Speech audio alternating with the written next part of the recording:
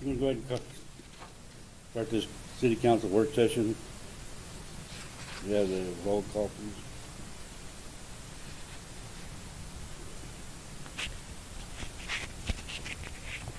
Let's see. Counselor Davis? Here. Counselor Yank? Present. Counselor Bobby? Here. Counselor Cormier? Here. Counselor Warner? Here. Vice Mayor Kojin? Here. And Mayor Dyak. I'm sorry, Mayor Tappan. And he'll be arriving here in a few minutes. Any mayor. Any mayor? Mayor Tappan. My apologies. This discussion by the city council pertaining to the FYI 1920 budget. The mayor asked us to go ahead and get started, so Mike, turn over to you. Thank you, Vice Mayor, members of the council. I'm actually nervous. Yeah, it's won a few times, but this is how important this budget is.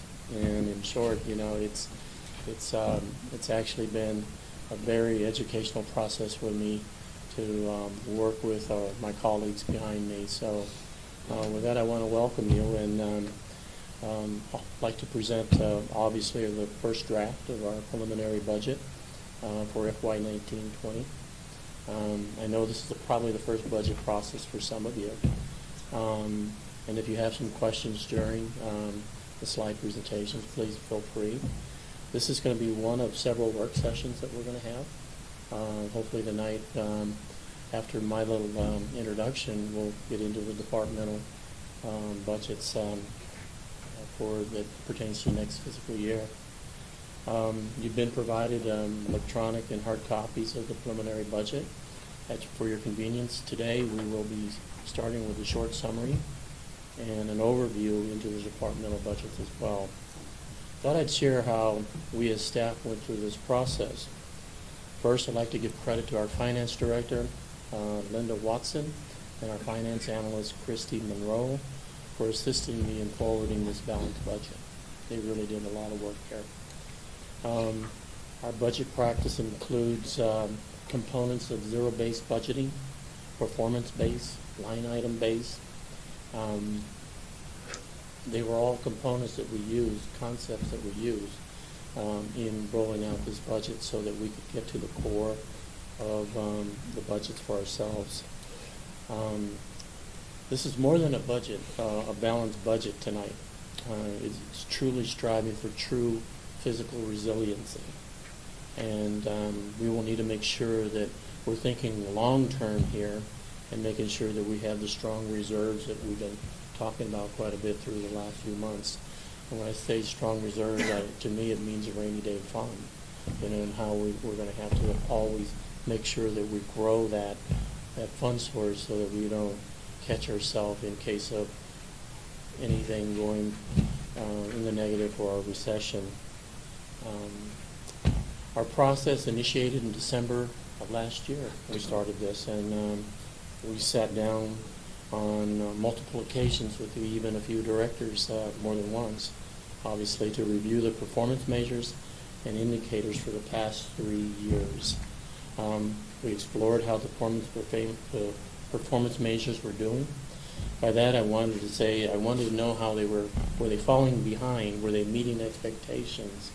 You know, where were we? I mean, sometimes when you set a budget in the previous year, it's not the same as you come out of a new year, and that itself, council may have other directions at that point. For example, Horseshoe Bend, and how that sort of grew into a larger project than I think we all anticipated. The other thing that we looked at, I looked at to see if any of the performance measures were struggling. You know, technology has changed quite a bit of how we practice and how we do some of our own techniques even today. So an example of a performance measure for me was like our police and fire do so well on that aspect. You know, their call for volume, when it rises and their response times decreases, we know we have an issue. We've got a problem there. That's an example of what we were looking for with not only our police and fire, but all other departments. How does the service account for what we're doing today versus what it was it doing 3-4 years ago. Then we explored our operational plans, service levels, capital plans. Then we discussed where the appropriate place was in the budget. And that's what I'll be presenting to you tonight. Our preliminary budget, these are some goals I'm hoping that we can get accomplished for today. First bullet shows an overall increase in the presented budget for 2020. It's not working. There we go.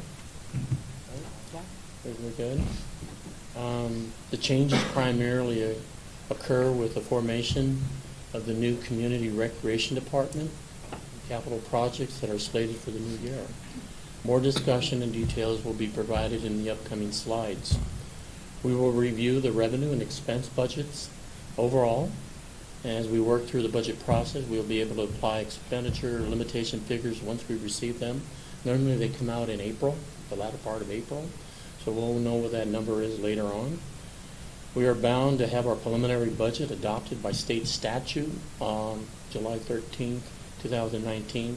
However, we are scheduled here to have our preliminary adoption ready for council approval May 22nd.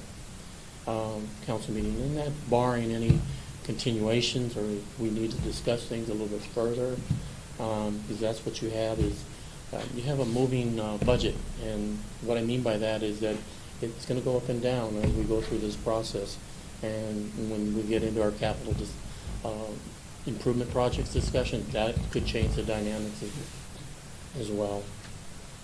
Another goal that I've listed that I want to report is not on this chart, is that we need to plan ahead and create a 3 to 5 year out that includes setting policy with the mayor and council.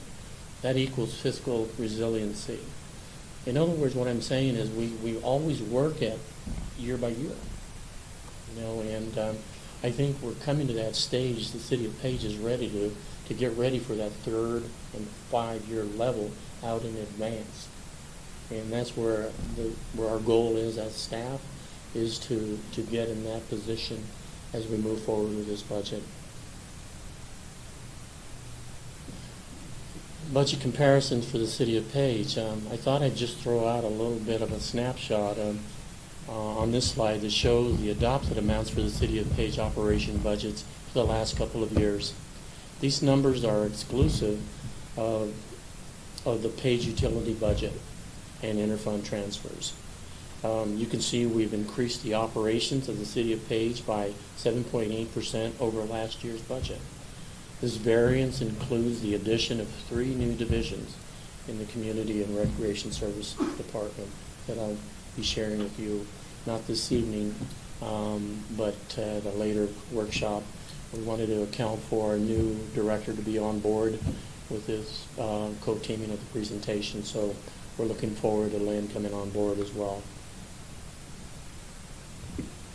On the summary by fund, the preliminary budget for the city includes, on the bottom there, the city totals of $31.5 in revenue, $36.2 in expenditures, and it utilizes $4.5 of a fund balance.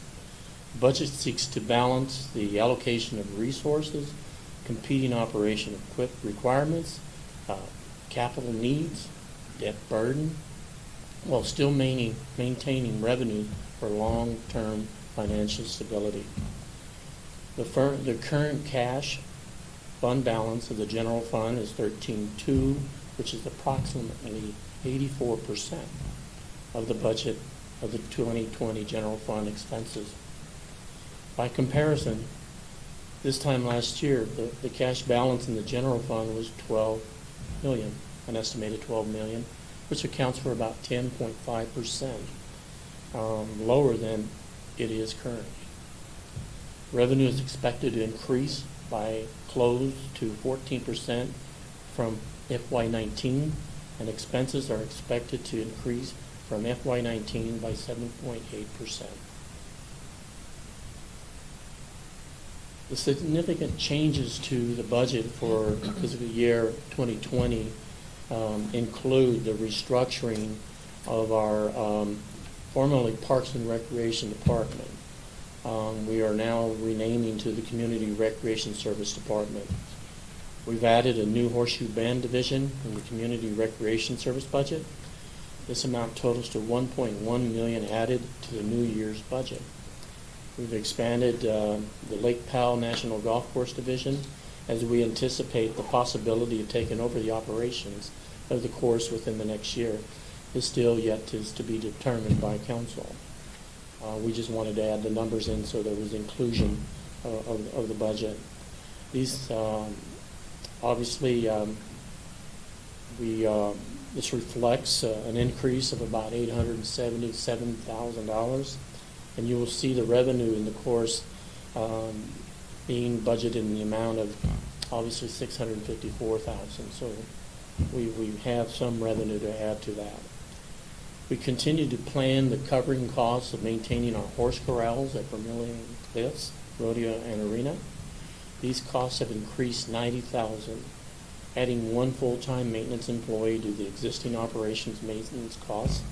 Just a reminder, we received $70,000 in revenue from our corral rent to offset these expenses.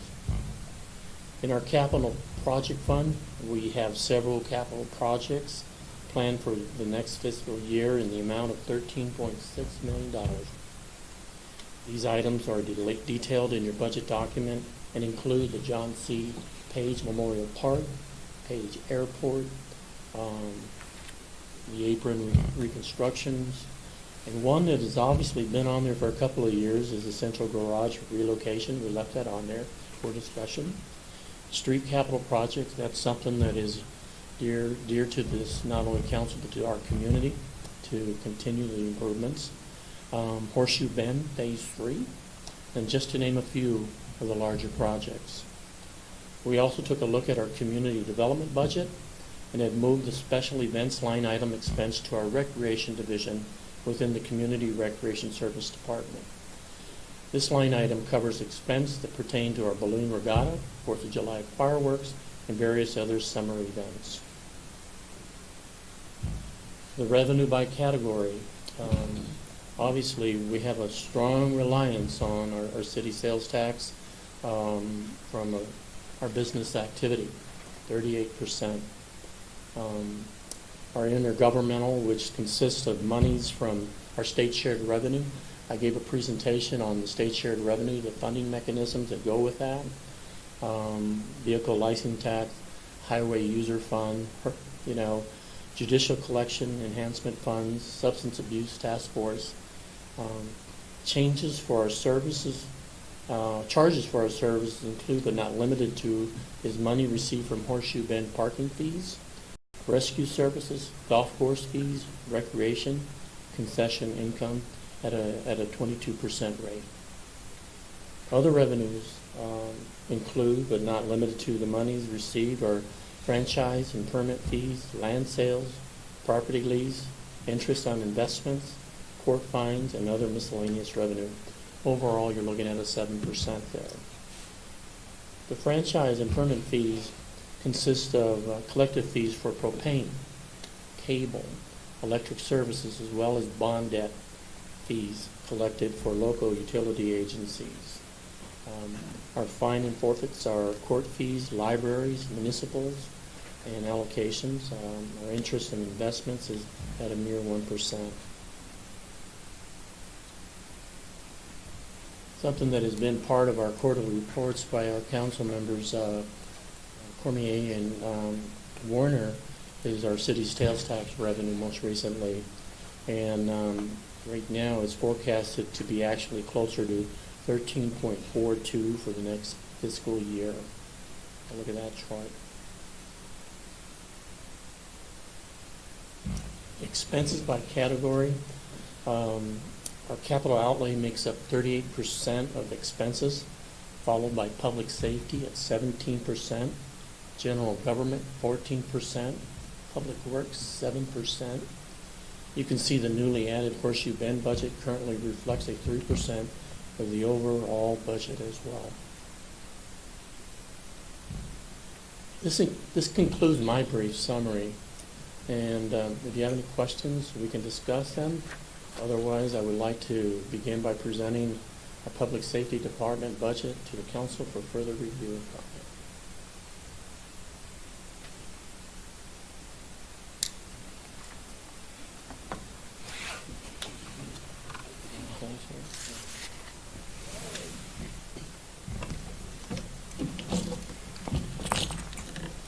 Any questions? Oh, man. Over there. I got one. Yes, sir. The projected 13 million based on, what, have you seen the January yet? 'Cause from what I've seen, it's gonna be lower than February. We have received the January numbers. I believe they just, What is it? did they just go out? I don't have it here. Is it up or down? It We was, haven't seen them. the We haven't last seen the one. January report yet. Okay, so that hasn't come out yet. I'm sorry. The month prior to that was up, the last one we reported. You haven't seen January? I That- have not. I'm pretty Chrissy's sure it's gonna probably be getting down. them. I'm assuming we're gonna discuss revenue in its entirety at some point, how the 13.4 is broken out. Yes, we will. We'll have further discussion on those as we move forward. I'm hoping to get through a few departments this evening, and hopefully we can, we'll have this in our scheduling, but we'll have plenty of time to discuss the revenues and expenditures as we move forward. With us this evening is our interim chief, Lieutenant Tim Knight. Good afternoon or good evening. The first time I've submitted or presented a budget, so I'll do the best that I can. Let's see. First of all, police administration, 10-420-2700. 2019, the total was 11,500. This year, we actually decreased it to 10,500. We had it down to 9,500, but we added the Spillman administrative assistant back into the budget. We at one point thought that we were going to get an administrative, or the Spillman administrative assistant. We talked about adding a position, but we decided to keep doing what we've been doing for the last several years, and our admin assistant will continue to do that. Our special events, Excuse me, Tim, where are you at? What page are you on? Are you on the detail? yeah, I'm in the admin. The admin But you're part. on, okay. 101. Okay, good, 100 and 101? Yeah. Gotcha.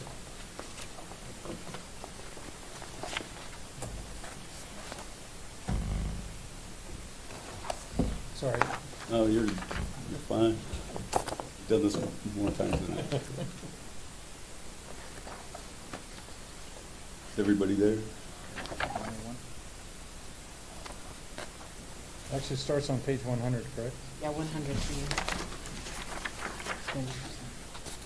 Okay. All right. So fiscal year 20, the salaries, again, the police department administration, it increased from 199, 694 to 206,774 for this year coming up. The overtime stayed the same at 7,000. Industrial insurance, 4,475. Medical insurance increased to $49,632. FICA went up a little bit to 15,451, and the ASRS decreased down from 24,390 to 13,778. And the public safety retirement system increased to $26,030. Explain why the SRS went down? Can, because our former chief was not with the public safety personnel retirement system, so he was with ASRS. Linda, where are we currently on the contribution level between the patrol the admin and the city. So at one time, we were like 52-15 or something like that. What's the Percentage ratio? of what we're paying against that. Yeah. You know, I really don't have that here. I think it's still probably in that same ballpark. Because the new law doesn't affect existing employees, it only affects after July. It does, brand new are in the tier 3, so Okay. we still have a lot of our officers, so.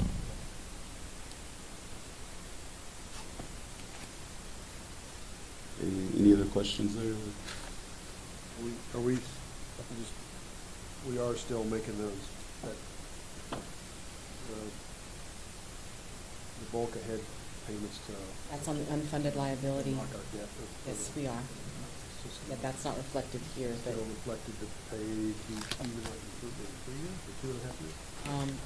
yes, So we're we're still on the throwing same another track, okay. 1.5 this year, 1.5 million, but it's not in this budget. Okay.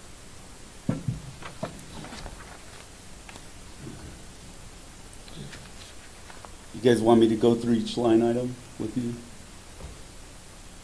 If it's necessary. No. Okay.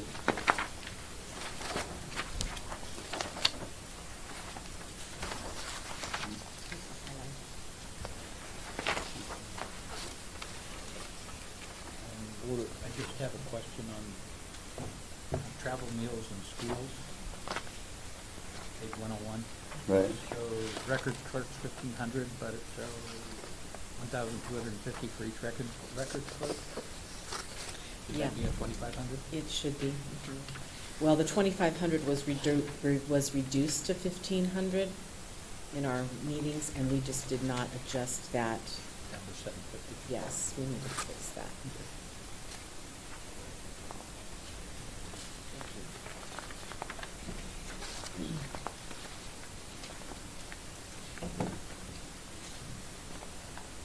All right, our special events, 2,500, we increased it to 4,000 because we have a planning committee now that we implemented.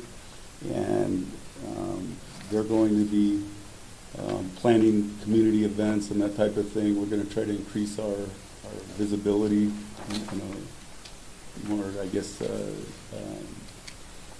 not so much as a formal role. We'd like to get out in the community more. So last year we did Pop with a Cop in the schools and Coffee with a Cop programs, but we'd like to expand that more. We also have the substation over at the park that we plan on utilizing quite a bit for events. So we increased that from 2,500 to 4,000.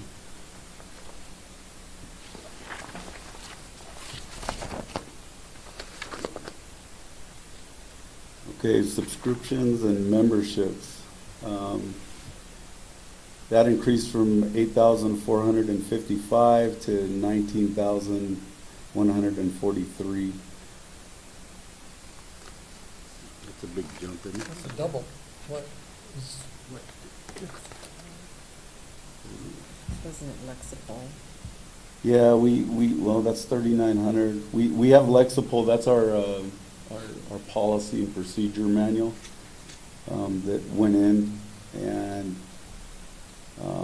what else? Oh yeah, and we moved some things from other areas that were, we had those before, but we moved them all into this account. So there'll be some other areas as we move on that'll drop down. Can you tell us, again, I'm not familiar with Lexipol. I guess it wasn't around when I was, but Yeah. tell me why we're doing that or what it does for us. Yeah, when up until a few years ago, our policies were old. They were actually here when Councilor Yank was here. And what Lexipol does is they maintain the policy and procedure for us. We select the policies that we want, but they basically provide monthly updates. If there's new case law, federal law that affects different policies or state law, and they give us different criteria. Some of it is the best practice, and then there's other times if it's actually mandated by a law, whether it be federal or state, that law is in that policy, and that enables. It's a database, if you will, of case law and compare the procedure and policy that's driven from them to you, so you don't have to, like, I mean, so you can be always updated on the newest case law? Is that kind of what this is? Or? Right, and we sit down with them just about every month, and whenever there's new changes, like we just had to send out 15 new changes to our officers that were Lexipol sends to us. And again, if it's mandated, say by a law, I mean, that gives us the opportunity to stay up on that. We do legal update training every year with our officers, but for us to get that training and then anything that changes and implement it into our policies, you would need somebody full-time just about do that, and Lexipol does that for us. So. And just to note on that, these were budgeted in the patrol budget under contract services. We simply, and when you get to that in the next slide, or the next department, that's been decreased about this month. So it was moved from patrol into the admin budget. Does this decrease our liability at all as a city? Yeah, I think so. As far as Lexipol, That's my gut on it. I'm just. yeah, it's recommended. It's one of the top entities recommended. Right now, we're looking at getting accredited, and that's one of the 2 policies I believe that they want departments to have. But it absolutely keeps us up to date and mandated from the old days of where we would give our policy book to, say, a secretary or something like that, and just wait for it to get done. And sometimes it might not be the best. Okay. Okay, uniform allowance, $1,200. It's $900 for the chief. That law is in that policy, and that enables. Database, if you will, of case law and compare the procedure and policy. Why are you listening? The ghost in there.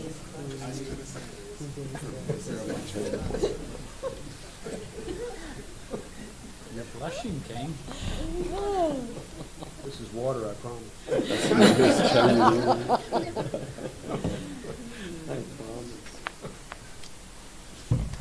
Okay, the uniform allowance is $1,200 for the chief and the executive assistant to the chief of police. And it breaks down what they get with that amount of money. And the records clerk. And the records clerk. Yeah, thank you, Linda.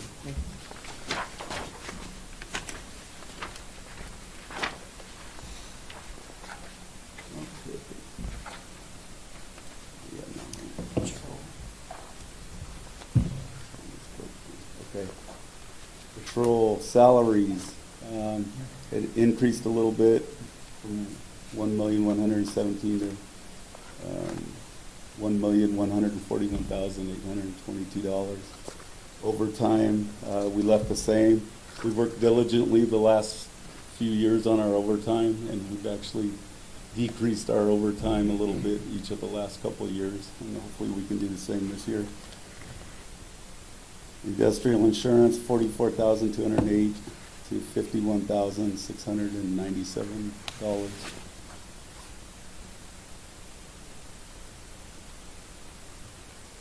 Medical insurance is $238,741.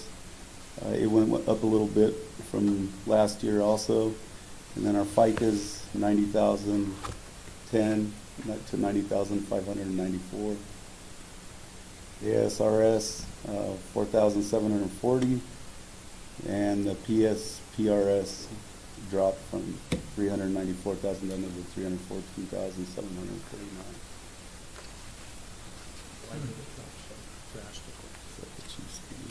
Well, the chief didn't have any money in the PSPRS, so unless we don't have, I don't know, unfunded positions.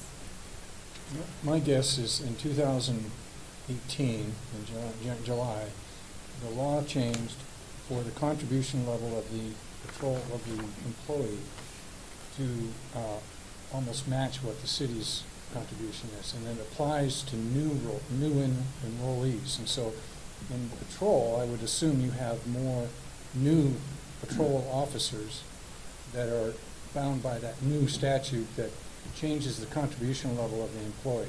Before, the city would pay, like I asked the other question, the city's contribution level might be 52%, whereas the employee was limited to 11%. Now, the employee's bound to contribute almost 50-50 to what the city contributes. So that's going to, But that's only for new hires, and this, But- we don't have new hires. well, in How many patrol, new you, hires do you have? Since 18. you probably do from the last 2 years. Yeah. What? Yeah, in the last 2 years, we, I got about 5. Yeah, so they would be subject to the new contribution level, which is going to continue to go down in that sector. That was that. One question I do have, though, is relative to the a couple of things. Relative to the medical insurance of the admin, there's like a big jump in, is that because of the age of the individuals? How does that? On the medical insurance, On admin, for instance, the medical has gone up a lot. However, in patrol, it looks like it's, for the increase in salary, it hasn't really adjusted much at all. okay, so I can explain your medical insurance. Depending on the election of the person, the employee, they could have single coverage on our high deductible plan, or they could have family coverage on our, on the high deductible and the EAP plan, or the full, what's it called? The other plan. So in the budget process, if we have a vacancy, we're gonna budget for the highest amount, because we don't know when we're filling those vacancies, and those options can change throughout the year. You can have an employee start on single coverage and switch to family coverage, or get married and add spouse coverage. And so when there's we've taken the actuals on what people are. We're not budgeting the highest on everybody, but we do, if there's a vacancy or a new position, we're gonna budget at the family coverage, because it is the highest. And when in the admin budget here, we're not sure when our new chief gets here, what election he's gonna make, so that could be one of the differences between Oh, these two. okay. And this administration budget also covers additional staff too, it's not just the chief, so. And the other question, Tim, is the budget always represents full pool in terms of employees. Are you at full pool now, or where are you at? No, we're 3 officer positions light right now. So we're getting close, but we're not there yet. So your actual numbers are gonna be lower until you fill them. Yes. Yeah, that's why they're lower every year, actually. Because we've rarely ever been full. Yeah, we've been close, but right now we're 3 down.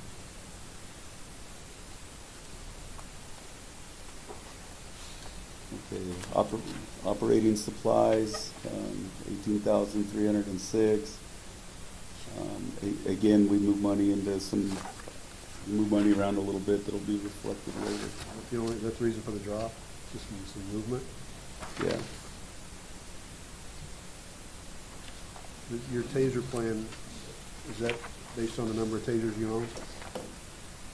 Yeah, the Taser 60 plan. We actually upgraded that last year, but that's obviously turned into a major tool with law So enforcement. is it based on the number of tasers you have, you get so much? I'm just curious, how they come up with the $5,000 per year subscription to that. It gives us unlimited, at that cost, we get unlimited, basically tasers or equipment and all that stuff. I guess what I'm asking is does Mesa have the same charge as we do? I don't know. That's my question. Okay, thanks.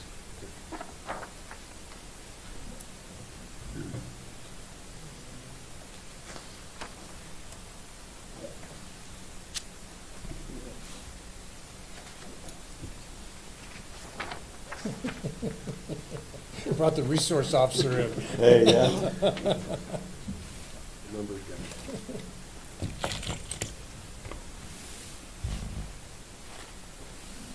Okay, operating supplies, 18,306. Is there anything else besides the tasers? Does anybody else have any questions?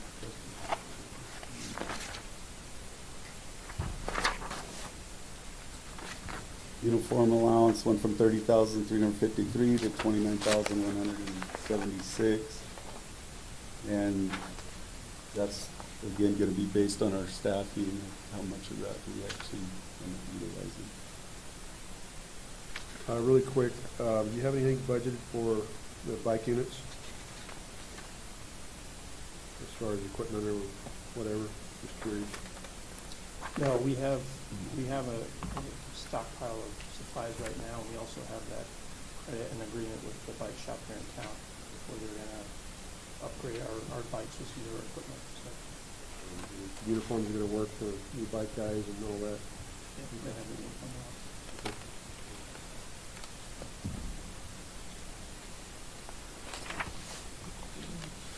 All right, our office and equipment leases stayed the same. Our cell phones went up. So we have a phone for myself, 3 sergeants, and we also have one for the animal control officer. The drug phone it's not just a drug phone, it's kind of like a silent witness phone. And then our cradle point services for our mobile devices in our units. And the cradle point basically provides internet for our units. As far as where you put the orders in. I used to have one. We don't want to do that. When you place an order. And then our contract services went down to $26,546. That's where they moved it to admin. Yeah, our Lexipol used to be in this account. We moved it out because it's more of an admin type feature. It's not just for patrol, it's everybody. And then our travel, meals, and schools. Contract services, you guys use Recall, what is this, the city uses Iron Mountain? They changed their name. It's Iron Mountain now. It's the same company. It used to be US Shred, then they changed it to Recall, then they changed it to Iron Mountain. I was just wondering if we were dealing with multiple vendors. No, we're not.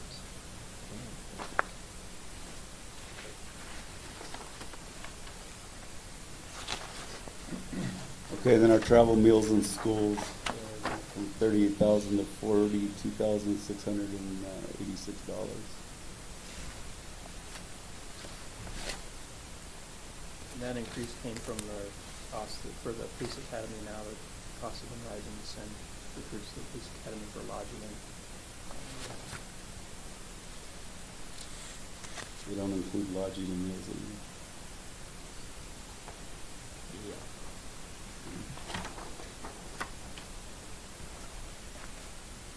And our program expenses went up to $11,450. Again, we're trying to do more things in the community. And then our K-9 expense, we're asking for the same amount as last year to maintain the K-9 that we currently have. Actually, it's gone up 10 times. Okay, so there's been, since this budget was distributed to you, Tim and the manager have had a conversation, so they're reducing that amount. 7,875. So we're gonna change that 17,750 to 78,75. There was another dog put in the capital a couple of years ago, planned for this year, but we're not going to do Going that. to go back to the 78, 75. Yeah. Yeah. You have one K-9 now? Yes. What was the second K-9 tasked? What was it going to be tasked with? What was it? Pretty much the same thing, drug detection and patrol. Right now, we do have one dog, but if she's not on duty, the handler at the time, we call out. We call her out if she's available. If she's not, then we just go without a dog. Do you have a handler already that would take on the task? That's why we took it out. I don't think we have a qualified person right now. We have the work, we just don't have the qualified person take the dog Yeah, I at was the gonna stop. say, do you think you'll have one in a year or so? Or? I hope so in a year or so. Again, it goes back to our department's very young, and that's an advanced position. They've got to know not just the job, but case law, search and seizure law, and it's demanding. There's minimum amounts of training the handler has to do with the dog every year, aside from the fact getting the dog selected and trained and certified is a huge expense. The handler is going to be just for each detection. The detection's 6 weeks, and then the patrol section, part of it, is 6 weeks, and they move that around. When Crystal Finn, our current K-9 officer, did it, I mean, she was in Casa Grande for basically 12 weeks. And so, because we're not staffed right now, that's another issue. I can't afford to send somebody away for 6 weeks, aside from the cost. But I just would feel better about a little bit better qualification. There's officers I think that can do it, but they've got families and things like that, and those aren't the officers that are interested in doing it right now. So we opted to take it out.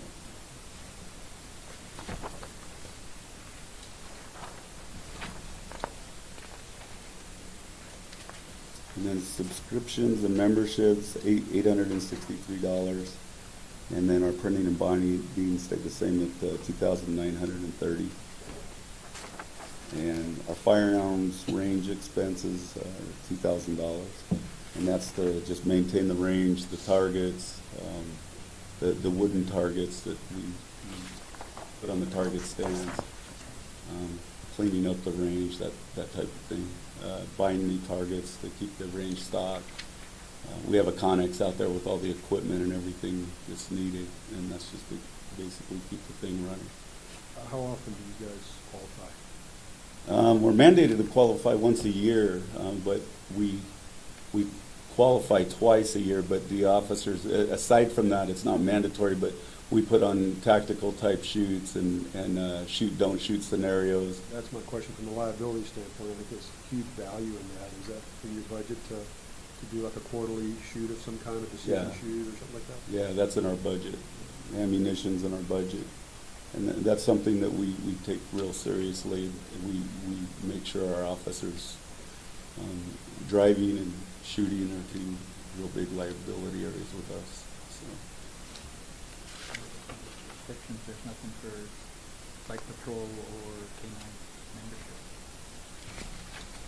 I think the K-9 membership is in the K-9 Yeah. section.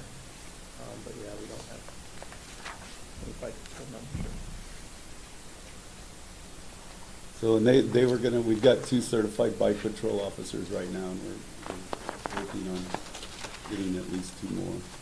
But that's the same thing, it's a pretty, I haven't gone through it, it's a pretty grueling physical type test. I guess we've put officers through it in the past that haven't passed, but again, it's something that, you can't just tell someone go do it. They've got to be at least a certain amount of physical conditioning, and they've got to want to do it. So, Those high-speed chases are difficult. yeah. Whether you're on a bike or on foot, right? Yeah. So.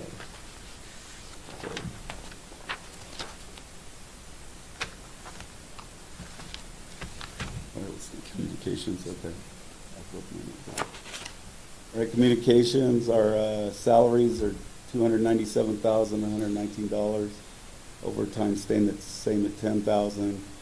The industrial insurance went up a little to $902.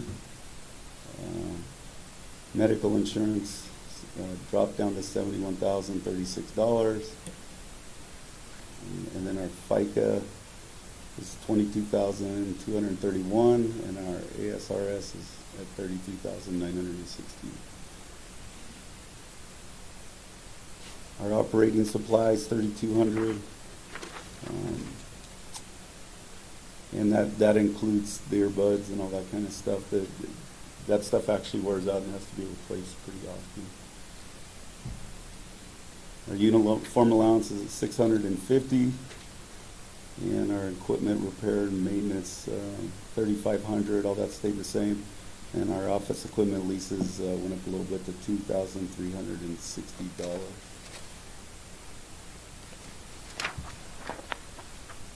Cell phones stayed the same as last year at 3,486. And then our contract services increased to $8,880. And then our travel, meals, and schools went from $6,500 to $8,500.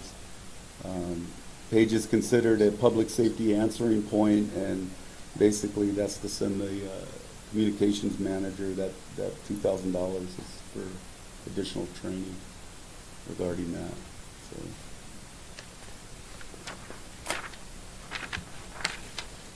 Can we go back real quick under contract services? The new DPS IT Bureau contract, what does that give us? That's a temporary service until they get the direct link up, and maybe Kane can answer that a little bit better. So basically, the DPS used to cover the connection for Aegis, and they took that away last year and made the locations now pay for that service. So it's just until we get everything else up and running, we may actually have to keep that. We're still looking into maybe trying to use an internet connection.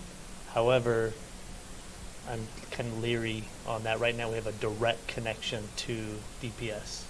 DPS holds the data to Aegis, is that right? Yeah. They're the access point. That makes sense. So they're just covering the cost. So the T1 that you need for that is now our expense.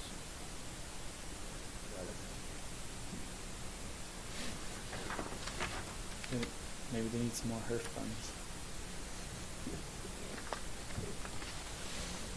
Then our subscriptions and memberships stayed at 760, same from last year.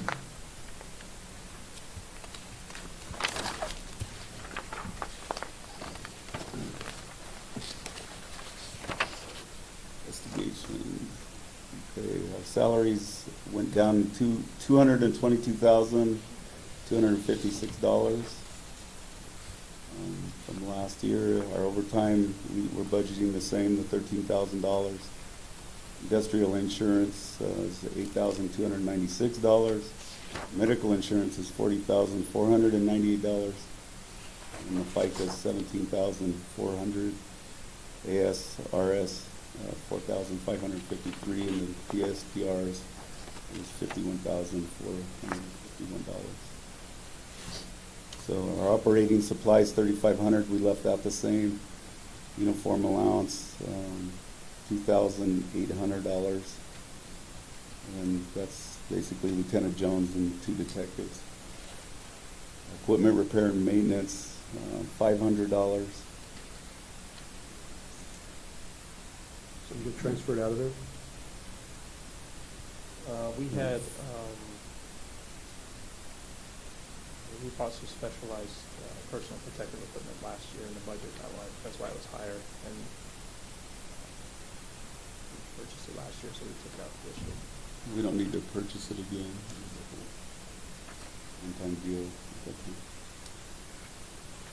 Okay, office equipment and supplies stayed the same, $34.95. Investigation, that travel expenses for if we need to like send somebody out of the area, or it's happened where we've had to send a detective to another state to do an interview or something like that. That's what that fund is for. Cell phones, $1,980. Contract services went from $4,000 to $6,950. Your evidence check, are they on call? They're on call. They're not paid to be on call, but we do call them out after hours when they come out for helping with search warrants and other evidence-related needs, yes. Or they don't get a stipend for their phone? They don't at this time.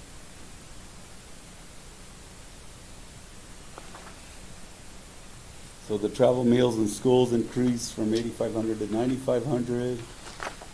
Silent witness money, $3,000. And that's by money, that's generally drug-related cases and that type of thing. And then silent witnesses tips that lead us to arrest in crimes. Subscriptions and memberships stayed the same, $3,382, and our printing and binding increased a little bit to $3,232.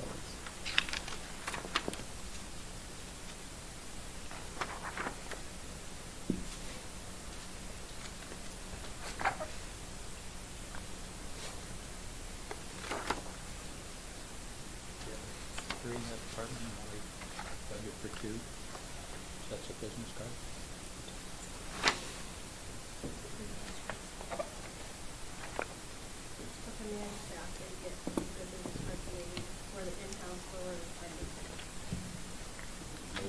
Larry gets his own.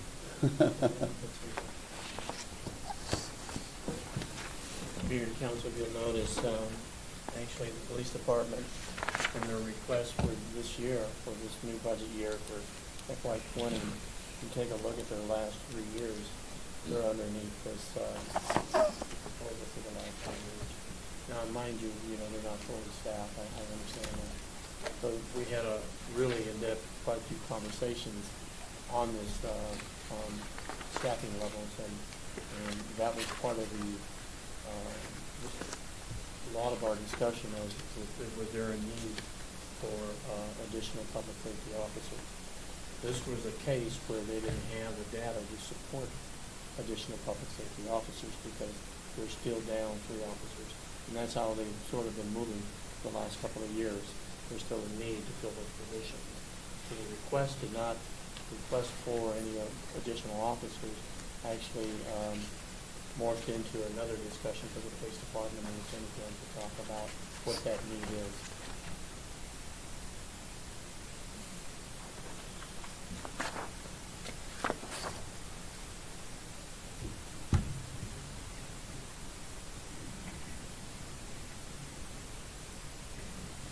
All right, I'll try and run through this pretty quickly, but I put together a kind of a PowerPoint presentation to give an overview of our communications division and the need for some additional staffing. And it's not just, I have Page Police Department's patch up there, but I also have the fire department's patch, because obviously our dispatch center doesn't just help the police department, it's a public safety dispatch center for police and fire medical. So a little bit of a background on our historical staffing data. This was kind of a shock to me when I researched and found this out, but it's been 22 years since we've added a full-time dispatch position to our department. Going back about the last 4 years, a little breakdown of people that have left the communications division and why. The majority of the people that have left in the last 4 years could not complete the training. I don't know if any of you have been into our building and into our dispatch center, but it takes a special kind of person to do that job. The multitasking, the super high stress levels at times, there's just a lot of people that can't do that job. And so people, test and apply for it and get in there and in the early phase of the training program, they're not really doing a whole lot. They're just kind of watching. And if you have an experienced dispatcher in there that's been in there for 10, 15 years, they can sometimes make it look pretty easy. But when you're the one that's sitting in that seat by yourself, answering 5, 6, 7 different calls at a time, 911 lines ringing, people on the radio, fire, medical, police, all talking through at the same time, and you realize that that's what you're going to be doing for your job, that kind of stress can get to some people. So we've had a significant number of people who did not complete the 16-week training program that we have for our dispatchers. 5 of them got through the training program and at some point decided that they didn't want to be dispatchers anymore for a variety of reasons, the stress and workload being one of those reasons. And then one was terminated and one retired. Can I ask real quick, what's the starting pay scale on that? $16.79 an hour starting pay for dispatchers, and there'll be a slide that kind of breaks that down with some comparisons. This I really want to point out to you. I went back to 2014, went through all of our schedules for the entire year, and I found the high point and the low point for each year. The highest number of full-time people we had, the highest number of part-time people we had, and then the lowest for that calendar year as well. And so the green indicates full staffing, and the yellow indicates critical staffing levels. So you can see, historically, even as of last year, we were fully staffed. Now, keep in mind, fully staffed doesn't mean I have 5 dispatchers on the radio working shifts. That means we have 5 people that we've hired. You may have 2 or 3 that are trained and working shifts and 2 or 3 in training that aren't really covering shifts yet, and maybe they don't even make it through the training program. So that number can be a little bit misleading, but we have at least employed full staff for most of the years looking back. One thing that I want to point out is in 2019, beginning of 2019, we were, for the first time ever since I've been here, critically staffed in both full-time and part-time positions. So we were really struggling. And even from the beginning of this year to right now, we are almost fully staffed again. Again, only 2 of them are actually covering shifts. We have 3 and almost going to be, we got another one starting in the next week. We'll have 4 people in training. So it is putting a lot of burden on our full-time people right now. Just to give you an idea of what does a dispatcher do, the obvious stuff. They answer all the phone calls that come into the police department, both the 911 emergency calls, and then the calls from people looking for directions, the calls from people around the city, the calls from within our department itself. They obviously talk on the radio to our police officers, to our firefighters, medical, but they also talk to our surrounding agencies. A lot of the dispatch centers for our surrounding agencies are in Flagstaff, and even DPS, their Flagstaff dispatch center is shutting down. They're going to be dispatched out of Phoenix. So there are occasions when their officers and deputies can't talk to their dispatchers, and they need to talk to us. So we're talking to a lot of different people on the radio. And then they're entering information into our computer system, our Spillman CAD RMS system. So as a call comes in, they're entering that information into the computer system so it can get pushed out to the officers. So that's the 3 main functions that people think of that dispatchers do: phone, radio, and computer. But there is just a long list of other things that take up their time during their normal workday, and I'm not going to go into a lot of detail, but I put some of them on there. Another thing I want to point out is PAGE is a public safety answering point, if you haven't heard that before, a PSAP center. So we don't just get the 911 calls for PAGE into our dispatch center. We get the 911 calls for the entire region. Come into our dispatch center, and then our dispatchers have to send them where they need to go if they're not within our jurisdiction. So if they need to go to Park Service, or they need to go to county, or they need to go to Navajo PD, we are transferring those calls where they need to go. The funding that comes with that? Not that I'm aware of. State doesn't provide any supplemental funding and support for that? Not yet. Is there a way To that? answer your question, they do. We just haven't tapped with DOJ, Department of Justice. We can get assistance there. That's one of the grants we'll talk about in the capital improvement project discussion. Various funding. It's around, I think it's 68% what they fund. But we have to sort of meet some criteria before they receive it.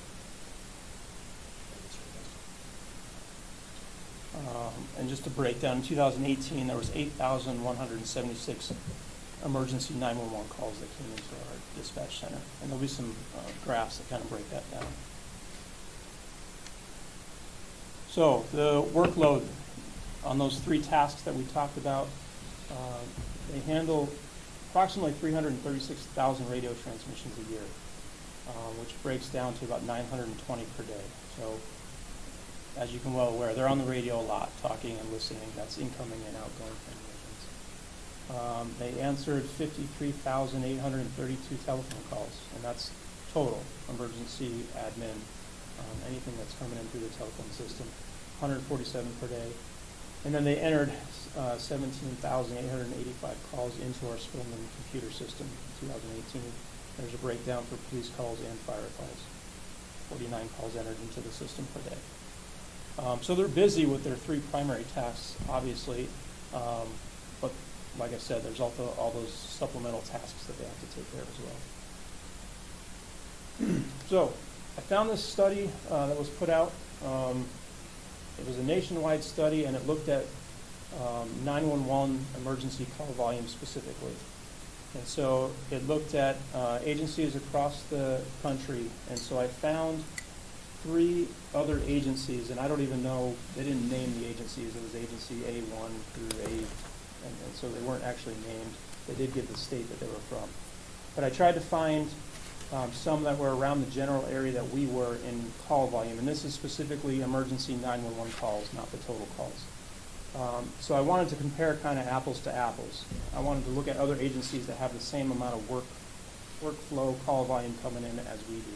And so you can see the breakdown, PHPD in the first column there in the blue, the number of 911 emergency calls that we received in 2018, and then the breakdown of agency A, B, and C. Again, some a little bit less, some a little bit more, but in the general ballpark. So the next slide is the staffing comparison. When we're fully staffed, we have 9 budgeted positions. That includes our communications manager, our full-time dispatchers, and our part-time dispatchers. The staff for the other 3 agencies that we looked at were 11. It didn't unfortunately give the breakdown if those were all full-time positions or if there was some part-time mixed in there as well. The city populations for the towns that have a similar 911 call volume coming in, like I said, you got to keep in mind, these aren't just 911 calls that we get for Page. They're the entire region 911 calls that are coming in. So I based it off of our city population and the city populations of the other 3 towns that were being compared. A real quick slide about ISO rating, and this is more on the fire department side, but it does, our dispatch center has an effect on this ISO rating. It's an insurance service office rating. It's a private organization that provides data on risk to insurance companies, and it can play an effect in what the insurance rates are for a particular region. And so I got with Chief Reed to get some of our statistics, and as of the last rating that we had, we were a 5 on a 1 through 10 scale, with 1 being the best. 10% of this rating from the ISO rating comes from how our communication center is able to handle and dispatch calls. And there's some standards that the ISO sets for communications dispatch centers. And they set a standard of 80% of the calls being received and dispatched and completed within 60 seconds. And 95% of the calls being completed within 106 seconds. And Chief Reed was able to give me some statistics from last year, 2018, and we were significantly under the standard in 60-second and 106-second standards. And that is, for the reason that I've already talked about. Our dispatchers have so much that they have to do, especially in a busy time. If you get an emergency situation going on and you have 10, 12 people calling in 911 to report this emergency, you got other people calling, you got police that she's trying to dispatch, you got her stuff trying to put in the computer, you got fire and medical she's trying to dispatch.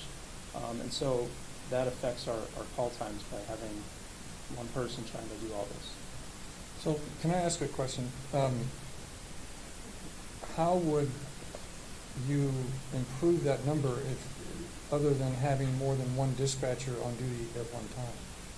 That's how we would do it. And trying to retain the current people we have now. Obviously, someone who has more experience, that's been there longer, is able to better handle the multitasking and getting stuff done quicker. With the turnaround that we have, we constantly have new dispatchers in there, and they're just not as capable of doing that. And so our numbers are going to suffer. So when you're scheduling, is there times when there's more than one dispatcher and peak time? Have you identified peak times and that? Or? Yeah, we have worked on peak times. The problem is with our staffing, there really is no time when there's more than one dispatcher in there. There may be a brief overlap in shifts when a current dispatcher is there for an hour or so as the new dispatcher's coming in and they overlap for an hour. But there really is no shift where we can have 2 people working. And especially when we get to our critical staff, and we can't cover that at all. So when you were looking at the other departments, were you able to tell if there was like a significant amount of I guess we have the tourism that comes, because our population on a day-to-day basis is a lot higher than Right, and that, part of that was to show how using our permanent population number is not a good comparison figure for these other towns. I wanted to use the call volume as the comparison. Other agencies that have a similar call volume to us, I didn't look for agencies that had similar population levels as us, because that wouldn't be a fair comparison. But there wasn't a breakdown or information from the other towns about their tourism levels. And here's that slide I talked to you about with our salary comparison. So our starting salary for dispatch level is $16.79 an hour. I did a survey of the state of Arizona, and I went to several different job sites that post dispatch jobs, and I found 16 different postings in Arizona for dispatch jobs. I took out, there were two outliers that I took out. One that was really much higher than the average, and one that was a lot lower than the average. I took those two out, and I took the middle 14 job postings and averaged them out. And the lowest of those 14 was $17.31. The average was $19.35, and the high was $20.89 per hour for starting salary. So I just wanted to get a comparison about what some of the factors could be leading into why we can't keep our staffing levels up. And Where is the range in our class and comp study with the beginning salary and the mean and the high? So we have a range as well. this range. So where's that 1679 relative That's to? the beginning. That's the minimum starting salary. And that's where you guys have adopted the beginning at the does it vary if a person has prior experience, or? It would, yeah. We have the option to look at that range. And so what we do, the problem is we don't get a lot of what we call laterals for dispatchers. We had one a couple of years ago that we got from Navajo PD that was a dispatcher, but we haven't had luck getting dispatchers from other agencies to come work for us. So we generally have new people that have no experience in dispatching that are going through our training program. So most of the people we're hiring are starting at that initial rate.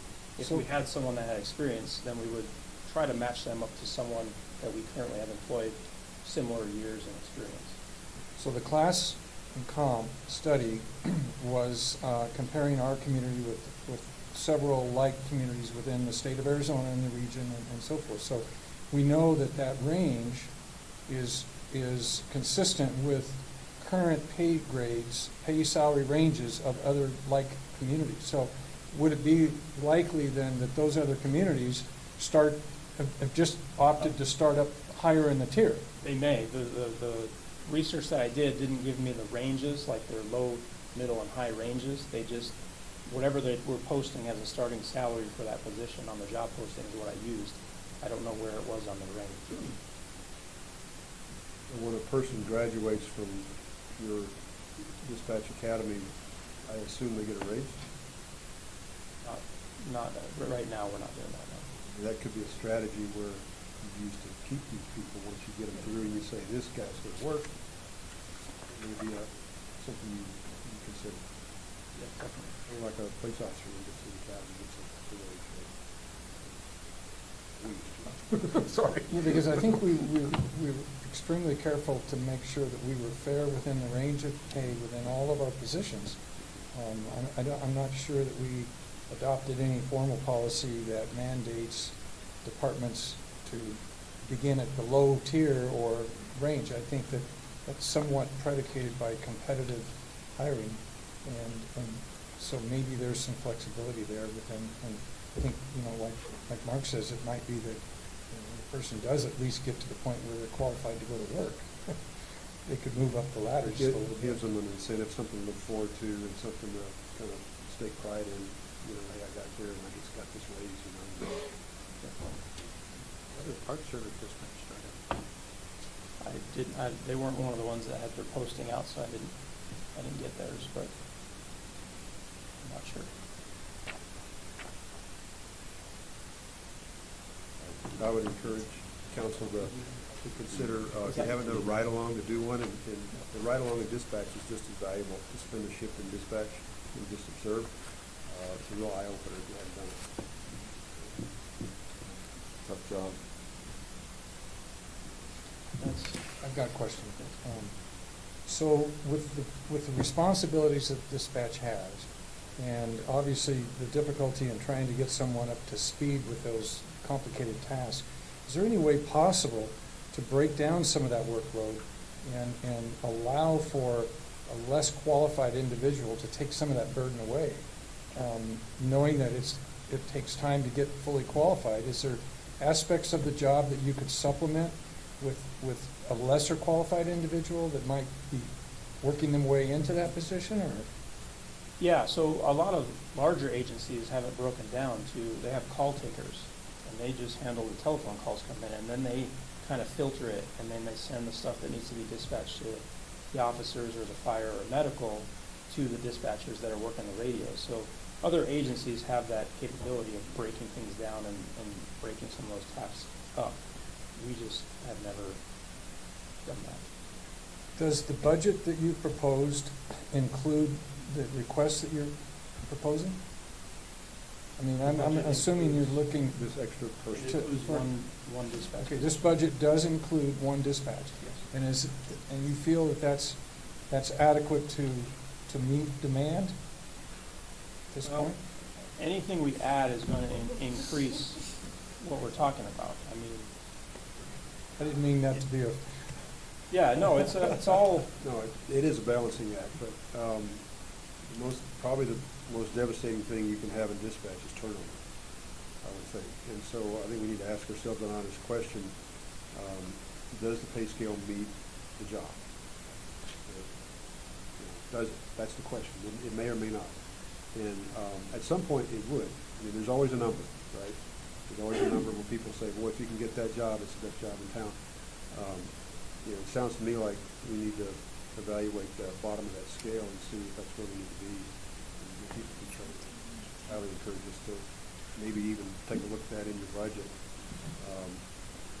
If you got to pay them a little bit more to have a stable work environment in dispatch, it's life or death because you only have one on the floor. Mayor, Council, the initial request, and this came through negotiations and talks with Lieutenant Gordon Lane, was we initially had 3 positions for dispatcher. That's to be budget. But we wanted to make sure we could address one. And with the data, and we could substantiate that. And that would be the call of the police department at this point. That's through the discussion that we had, and that's where we came up with this one, was to start to set the stage for a crisis that they have their dispatcher. In all honesty, and I know I'm probably going to get flack for suggesting it, you compared other agencies with the same amount of call volume. Even the agency that had 6,000 calls in a year had 11 dispatchers. I would like to see a request for 2 dispatchers. To me, that just makes sense because even the lowest one had 11 dispatchers, and we had 2,000 more calls and 2 less dispatchers. To me, that makes more sense from a retention point of view, because it is a high-stress position. You're right, not everybody can do it. And I think if the department was able to spread that out through scheduling, the retention would be a lot better and would assist. no, I don't necessarily disagree with that, Teresa. I do think, though, that the problem isn't necessarily, I mean, if you're having a difficult time staffing the positions to begin with, appropriating more money for more positions that you can't already staff doesn't solve that problem. To me, it's a pay problem. And I think sliding the scale up slightly. We know that the scale is appropriate. And that's a recent survey. That survey is only 2 years old. This is recent data of all pay from similar, competitive communities. So I would think that a more effective means would be to slide that scale up slightly, become more competitive in pay, and retain your people and keep the positions full that you already appropriated to begin with. I think that's a more effective approach. All comes down to dollars and cents at the end of the day anyway, but if we appropriate, another, whatever amount of money for positions that we can't fill, we haven't solved the problem. I think you're also having to fill those positions, but you're also having to increase staff too, because you're, with 9 total, and 4 of those are part-time people. There was nothing in there that said that those 11 were full-time or part-time or anything else. But, 1 dispatcher per shift is, we had that when I was a cop here. And then again, there were times when we had 2 dispatchers on at a time. And I think that was because we had full-time positions that were cut down to part-time positions over the course of time. Well, I don't have any problem with part-time positions if they're training to become full-time, and you can open up slots, because it's certainly an effective way to.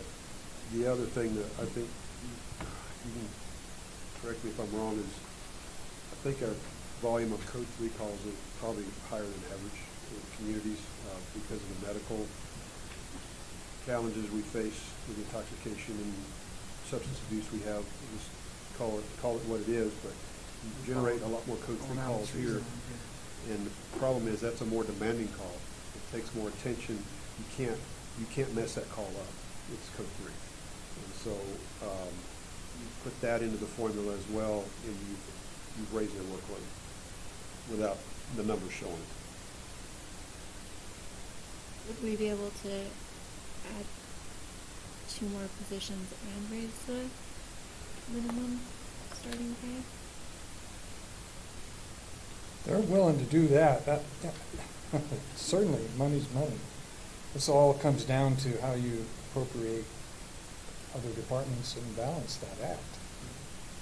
That it comes down to. There's a finite amount of money. So as we go through this process, you're going to, it's not we don't print money in Page. So, we can give public safety more appropriation at another expense, at another cost for another department. That's the way I do it. It's this full. Certainly, public safety is one of the highest priorities we have. At 35%, you're talking about public safety, and with fire as well. 35% of all our departments make up what we have. I have a thought here. Is it possible to see what the budget would look like with 1 dispatcher and with 2 dispatchers, but also the grant you were talking about and how that would affect? Because if it's, obviously it comes down to money, that's the bottom line. But I honestly believe we need to be at the same level as the departments that are doing the same amount of calls. We need to have the same staffing. I don't think just because another agency is here, we need to mirror that. I think we need to watch what the demand is and be more sensitive to what we need. It doesn't matter what someplace in Tennessee's doing. What matters is what do we need here in Page. Right, I understand that, but I also understand the job of a dispatcher and how high stress it is. And if you are having that high amount of turnover, something is wrong.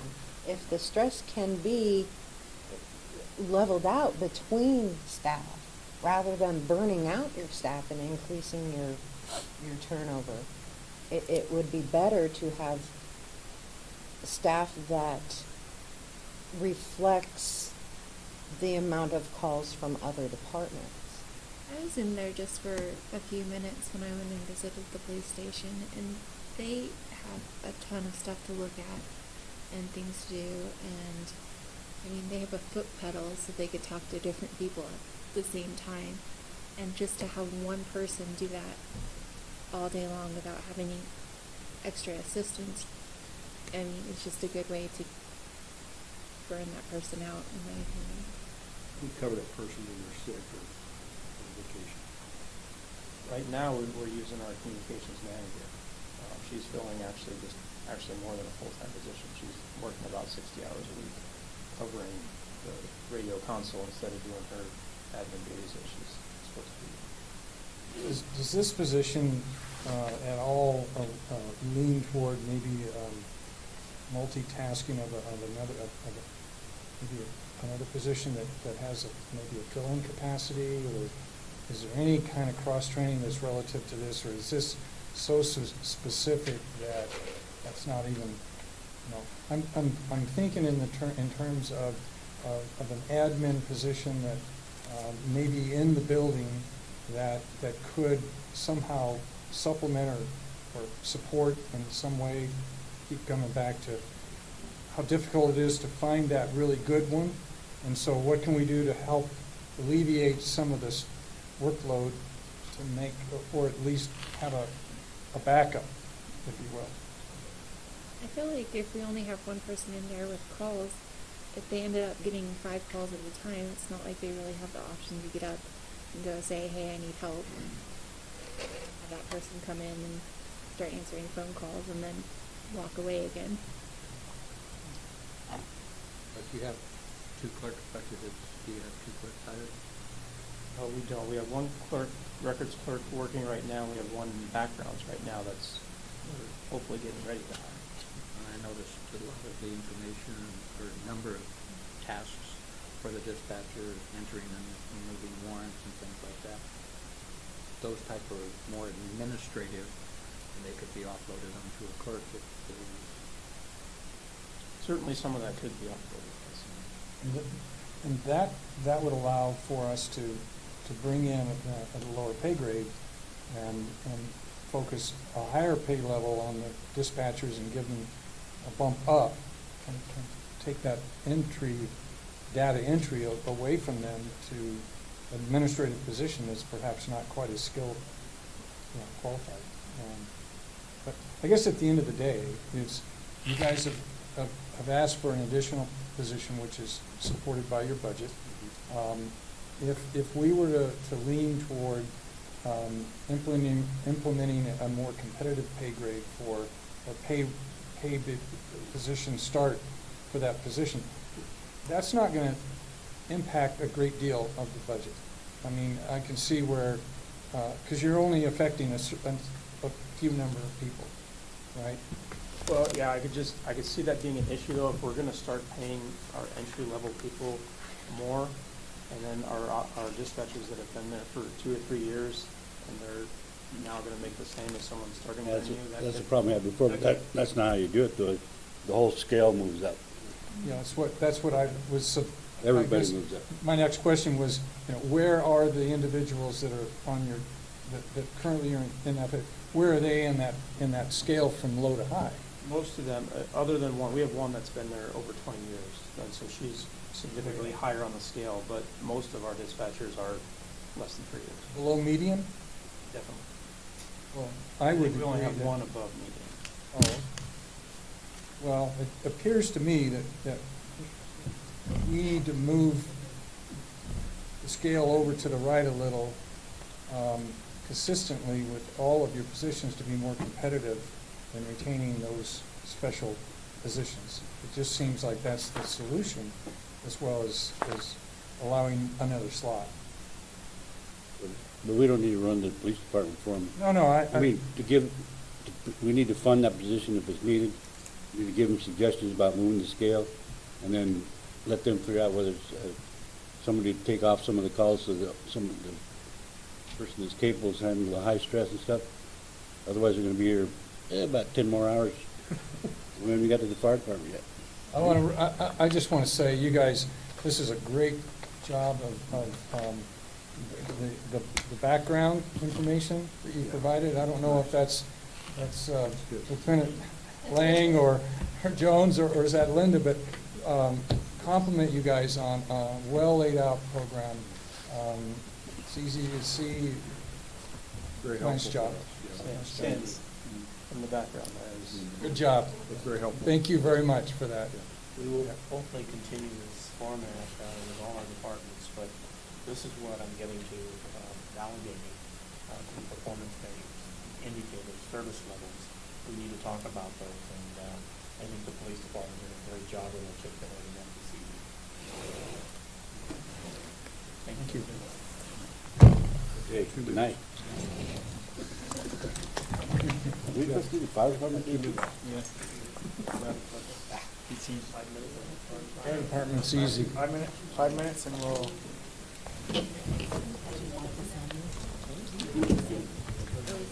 Okay. 6:30.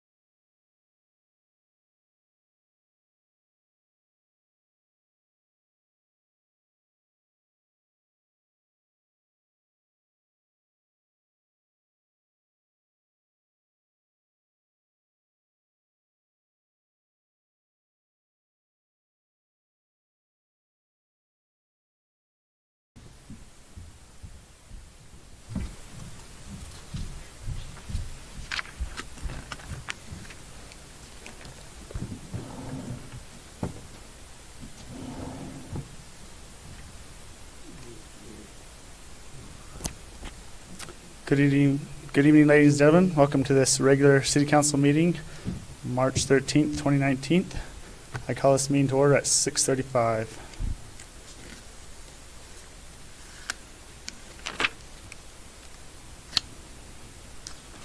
If you'll all please stand with me with a moment of silence.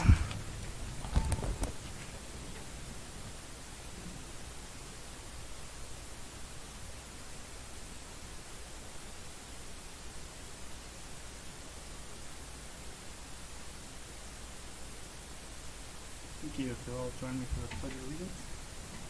I pledge allegiance to the flag of the United States of America and to the republic for which it stands, one nation, under God, indivisible, with liberty and justice for all.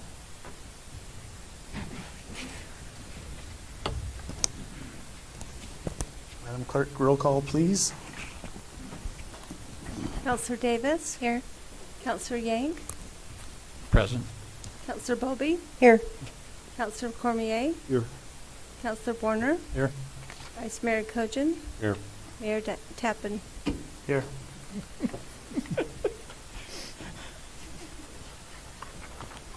Close again. Priority list. Does anyone have any comments on the council's strategic priorities? Does anyone have any discussion on individual councilor priorities? Okay, moving on to the minutes. Move to approve the minutes. Second. Motion in multiple seconds. All those in favor of approving the minutes, aye. Aye. Opposed? Motion passes unanimously. The consent agenda. Consent portion of the agenda is for means of expediting routine matters that must be acted on by the council. All items must be done in one undebatable motion passed unanimously. Move to approve the consent portion of the agenda. Second. Motion is second. All in favor say aye. Aye. Opposed? Motion passes unanimously.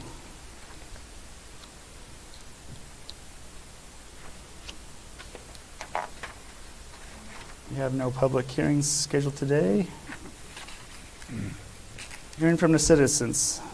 Are there any members of the public may address the city council on matters not addressed and not on the agenda? But just a reminder, we cannot take discussion or legal action. Anyone would like to address the council? Nobody?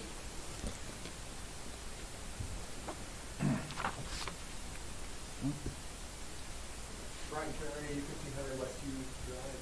I just want to take a moment to say thank you to the city staff workers and all the volunteers that made the grand opening of our skatepark a success on Saturday. Over 100 people there, a lot of fun, a lot of balloons, a lot of crazy skaters and bikers and rollerblades, and just about everything else that needed.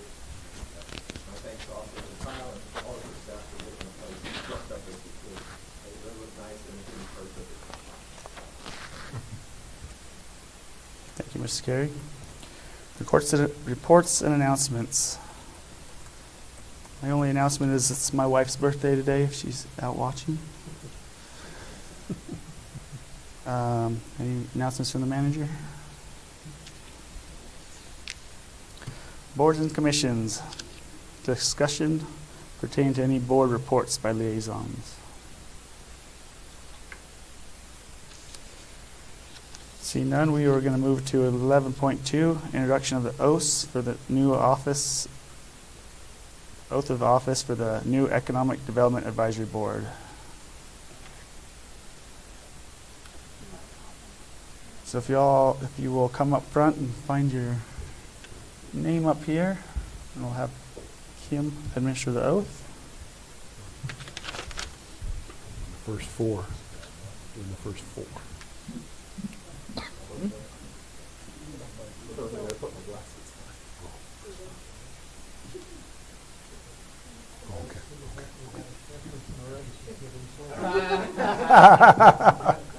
Hoping to find a way. And my cousin said, like, I was like, I have a state on there. Because one of them was the last time.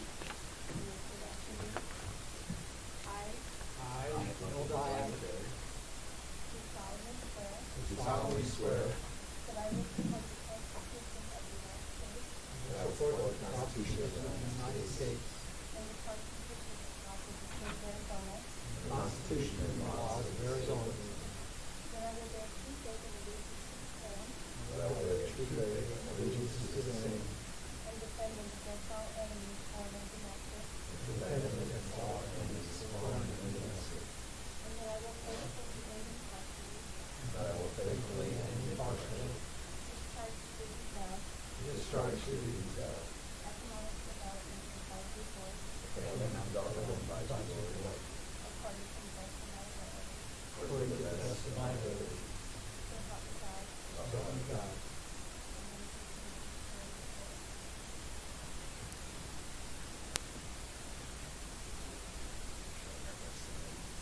Here's your letter.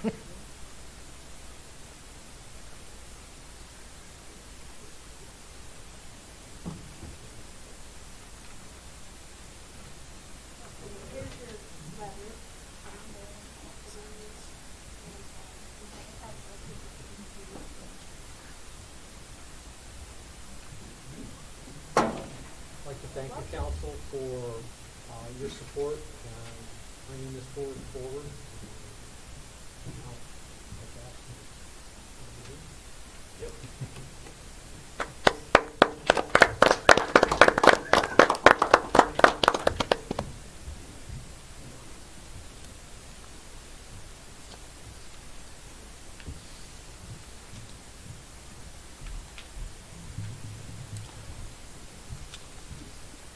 Last thing on 11.3, discussion possible action by City Council pertaining to the Planning and Zoning Commission.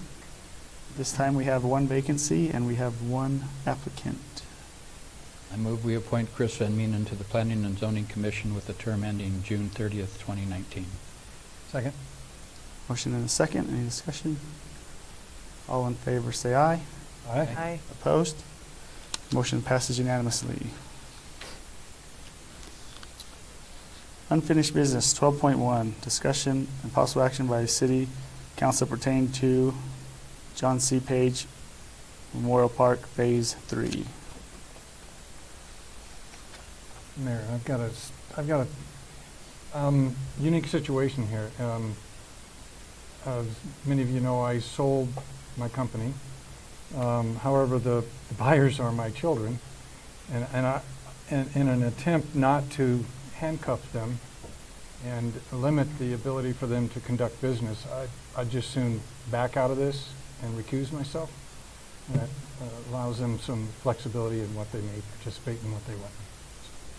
You want me to sit down there? Yeah, as long as you don't open your mouth. Ready, go sit down there. Go sit down.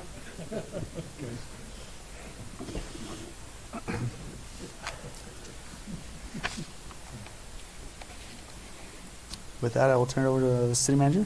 Mayor, members of the council, in our last conversation we had, and as a result of Mr. Brian Carey's presentation on the master plan and update on our projects, we felt that we needed to bring this back and get some direction from the council as to what our next phase, what our next scope.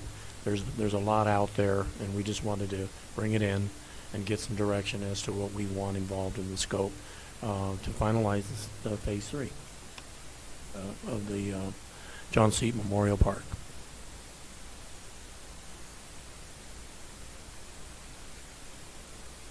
I see we have a recommendation from our advisory board. Want to speak to that, Chair?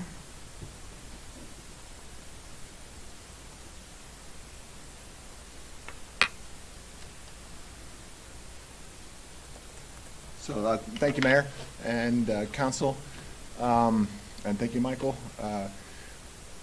We've completed 2 concrete projects there at the main city park, John C. Page Memorial Park. And we've managed to get our committee, our advisory board, in cycle with the city's budget after starting up and kind of getting ahead of ourselves. And so in order to stay online in terms of capital projects, expenditures, and whatnot. We're trying to keep a little bit of this project going forward. It became apparent as we planned and completed the skate park, and now planned and almost completed the pedestrian paths and the parking lot expansion of the community center, that if we were going to keep putting stuff here and there, we better have an idea of what the whole picture looks like. And what we're working from is from our master plan approved by the council for that park, a design and a concept that had a lot of other amenities that we want added there. So we thought at this point, before we put too many carts before our horses and ended up putting something where the next project calls for an irrigation line or stepping on ourselves in terms of fast tracking construction at the expense of thinking about the final picture, we thought that this fiscal year, which we're currently in, would be a good time to do that planning. And so our thought was to take everything that's called for in the design concept plan, feed it to probably a landscape design firm that has qualifications, and say, what does this look like when it's pieced out? What are the cost estimates? Are there still some more conflicts we haven't thought about? There's been discussion at various stages of our meetings and the council about pieces of that design concept plan, and there's not unanimity in what the final product looks like. And so we were thinking that in this contract for phase 3, we probably have to budget for some public outreach in some fashion or another. We thought it would be fair to check back in with the public that contributed so much to the master plan, saying, here's now where we're thinking of, because this has come up or that has come up, and here's where we think we're going to go to. So that was going to be part of the design too. But it was strictly to take a look at this final puzzle before we get any further, put it all together, make sure the puzzle pieces all connect, there's not conflicts, make sure we're accomplishing what we can at a fiscally responsible pace, and deal with any things that have propped up or come up in the past 3 years that would influence the design of that park. So we put up a laundry list of everything that's still up there on the design concept plan, including picnic tables and pavilions and additional playground equipment, a little amphitheater, is the townhouse enough, some of those other types of things. So they're all in there in a kind of a laundry list. We wanted to package it into a scope of work to request a proposal for design and construction drawings for the complete rest of the park. Thank you. Mayor, members of the council, considering that information from Mr. Carey, I'd like to suggest, if it's the will of the council, that we workshop this. I think there's a lot that still has to be discussed, and gives us some time to sort of do our research as well and find out what the best practice is, so that we're as we're addressing the issues as Mr. Carey's mentioned. But I think this takes a little bit more time for us to flush this out, clean it up, and take a look at the outreach component, how we want to go back out to the public, if that's the will of the council. But I suggest we workshop this.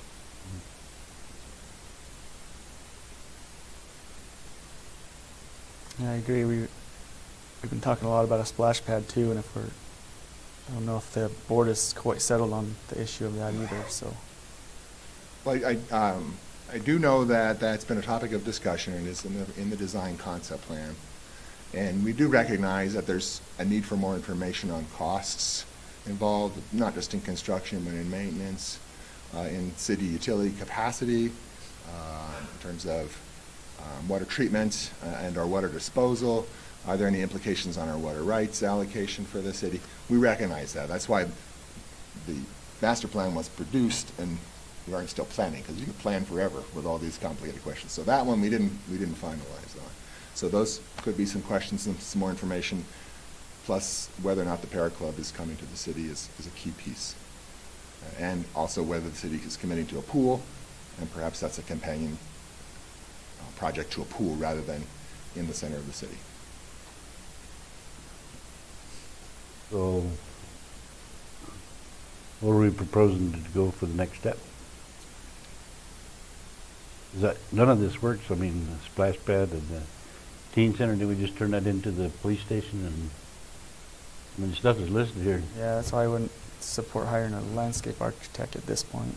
So We need a, I'm sorry, John, the small restroom building was temporarily given to the city for substation use. Yeah, but our experience is that temporary means like forever. That was the corrals. This is not going to be the corrals. So what are you proposing for your next step? What do you need from us? We'd like, we proposed in November that we would, the city staff would come up with a scope of work, similar to the scope of work we started with. These things are template, but we know now a lot more of what we want now.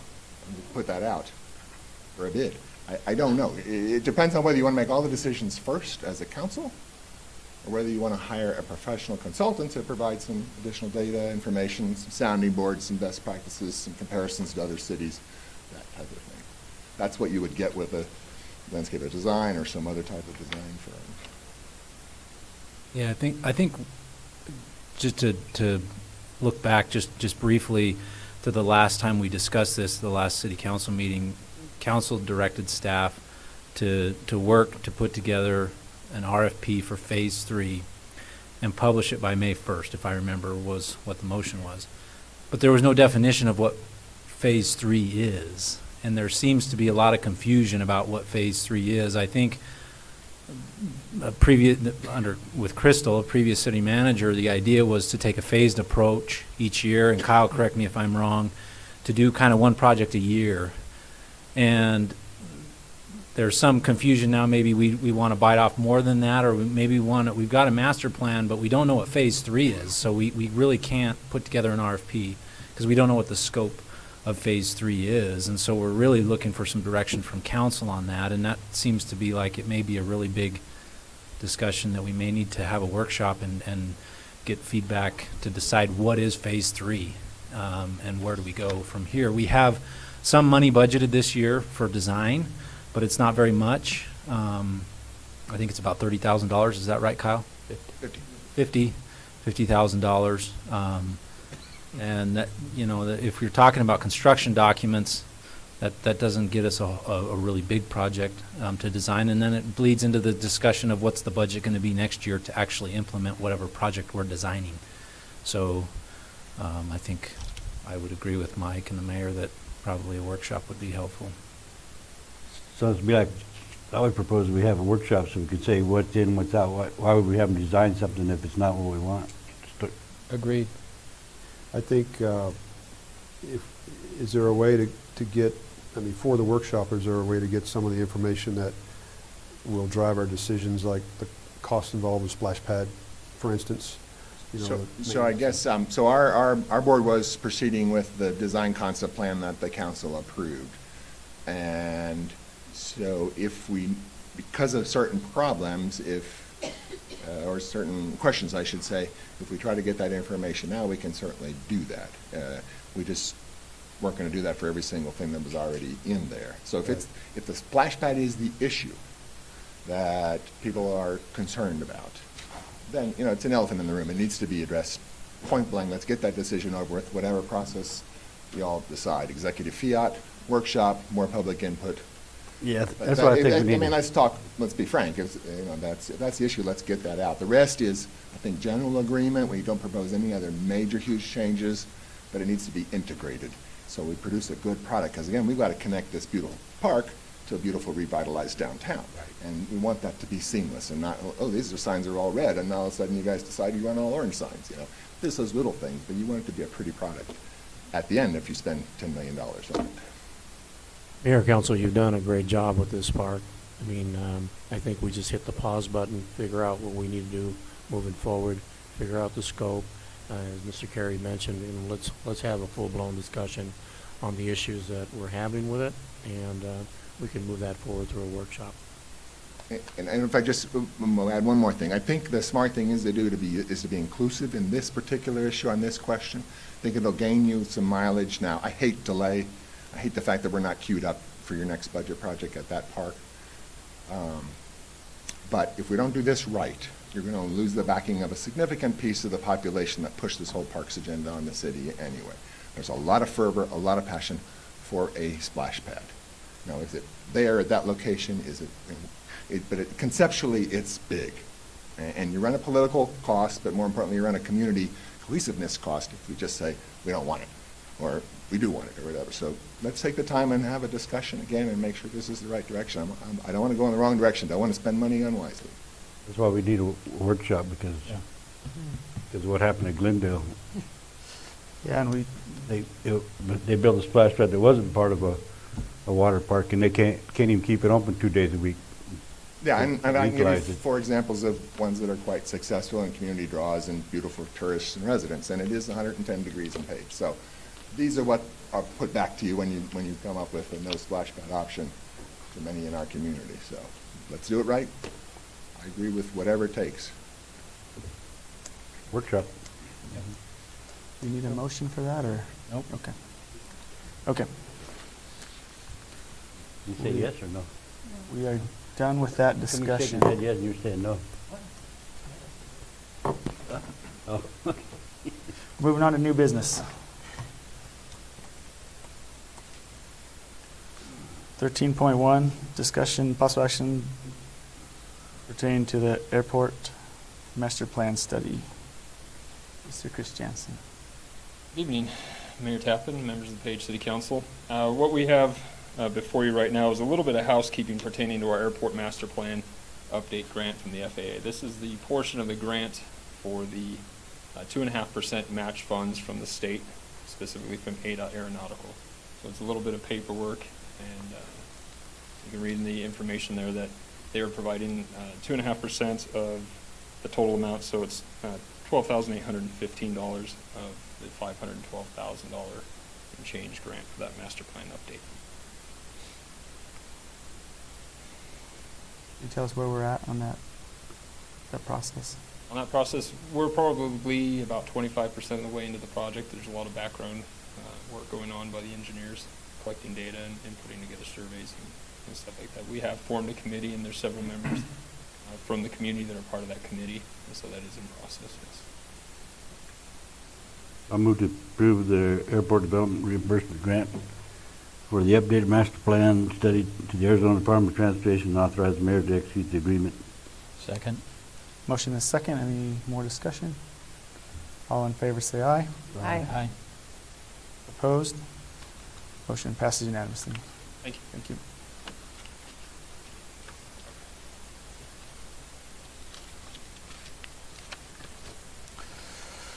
(13.2) Discussion, possible action pertaining to presentation from on-call firm Shepherd Westnitzer? That's SWI. SWI. Thank you.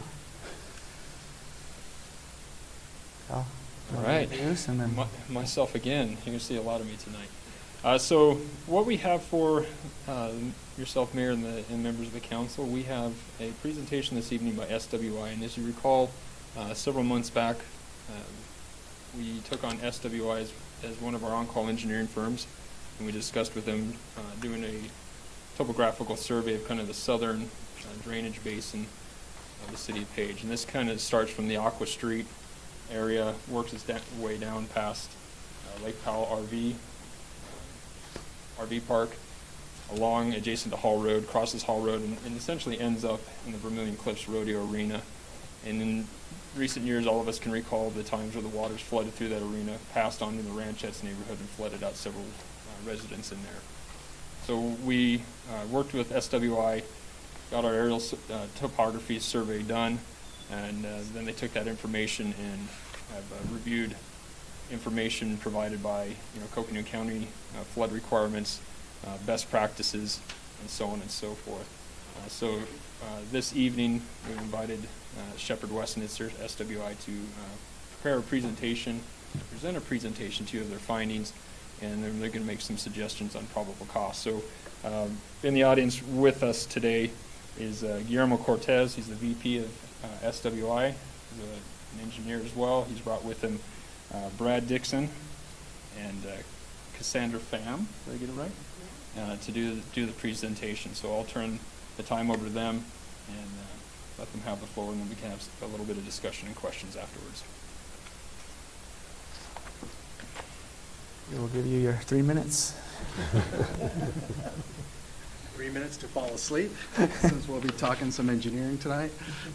So hopefully none of you guys had dinner earlier. So Again, my name's Guillermo Cortez with Shepherd of Westminster, SWI. Especially when I say Guillermo from Shepherd of Westminster, it's like who, from where, and what. But SWI was established in 1990. Well, first of all, thank you, appreciate it, Kyle, for bringing us on board for this on-call. Mayor, council members, appreciate you guys having us here this evening to make this presentation. So yeah, you have probably about 18 minutes or so where you'll maybe be catching some Z's. Again, I am one of the vice presidents, one of 3 principals for SWI Engineering. We have a little bit of background on us. We incorporated in 1990 in Sedona, Arizona, and since then we've opened up 3 other offices across northern Arizona, Flagstaff being one of them in 1997, where your project is being served from. We also have Cottonwood and Prescott, those regions. We definitely pride ourselves in being kind of that one-stop shop. A lot of engineers, a lot of expertise for Northern Arizona in consulting, engineering, and surveying. So tonight I do want to show you who our main members are in our Flagstaff office. Myself, I am your project principal, always available. I did bring some cards too that I'll leave here with Kyle that you guys can contact me at any time. We also had Kathleen Viscoso, who was our senior project manager. She's not here this evening, along with Aaron Borling, who did a lot of our surveying, coordinated the aerial topography with the aerial company, and also performed some of the surveys of the drainage structures. And then tonight, as Kyle mentioned, I have Brad Dixon, who's the senior project engineer. He's the one that's going to be giving the presentation this evening on some of the technical. And Cassandra, who came along with us, who did a lot of the technical analysis under Brad's direction. So without further ado, I'll get Brad up here.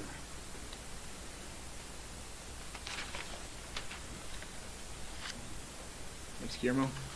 Thank you, Mayor, council members. Appreciate the opportunity to be here. As Guillermo said, my name is Brad Dixon, and I'm going to take you through the process that we used. Okay, so I just wanted to give you a quick outline of the approach that we took on this project.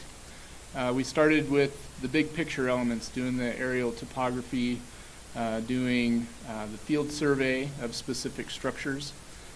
We worked closely with Kyle to get input on areas of interest and the particular structures that were of interest. And we performed 2 site reconnaissance visits. From there, our next step was really to determine what our design criteria were. And we ended up, as Kyle said, looking to the county drainage manual for that, and I'll talk a little bit more about that in a few minutes. From there, we did a detailed analysis of the drainage basins and hydraulic analyses of the various structures in the area. And then based on those analyses, we developed our recommendations for improvements to those structures.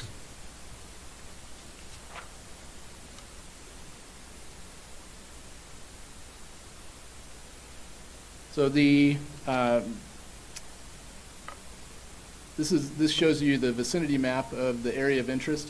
So the area of interest is essentially bounded to the north by Page High School, to the east by a ridge line that runs just east of Copper Mine Road, and then to the south and southwest by Hall Road and the Vermilion Cliffs Downs.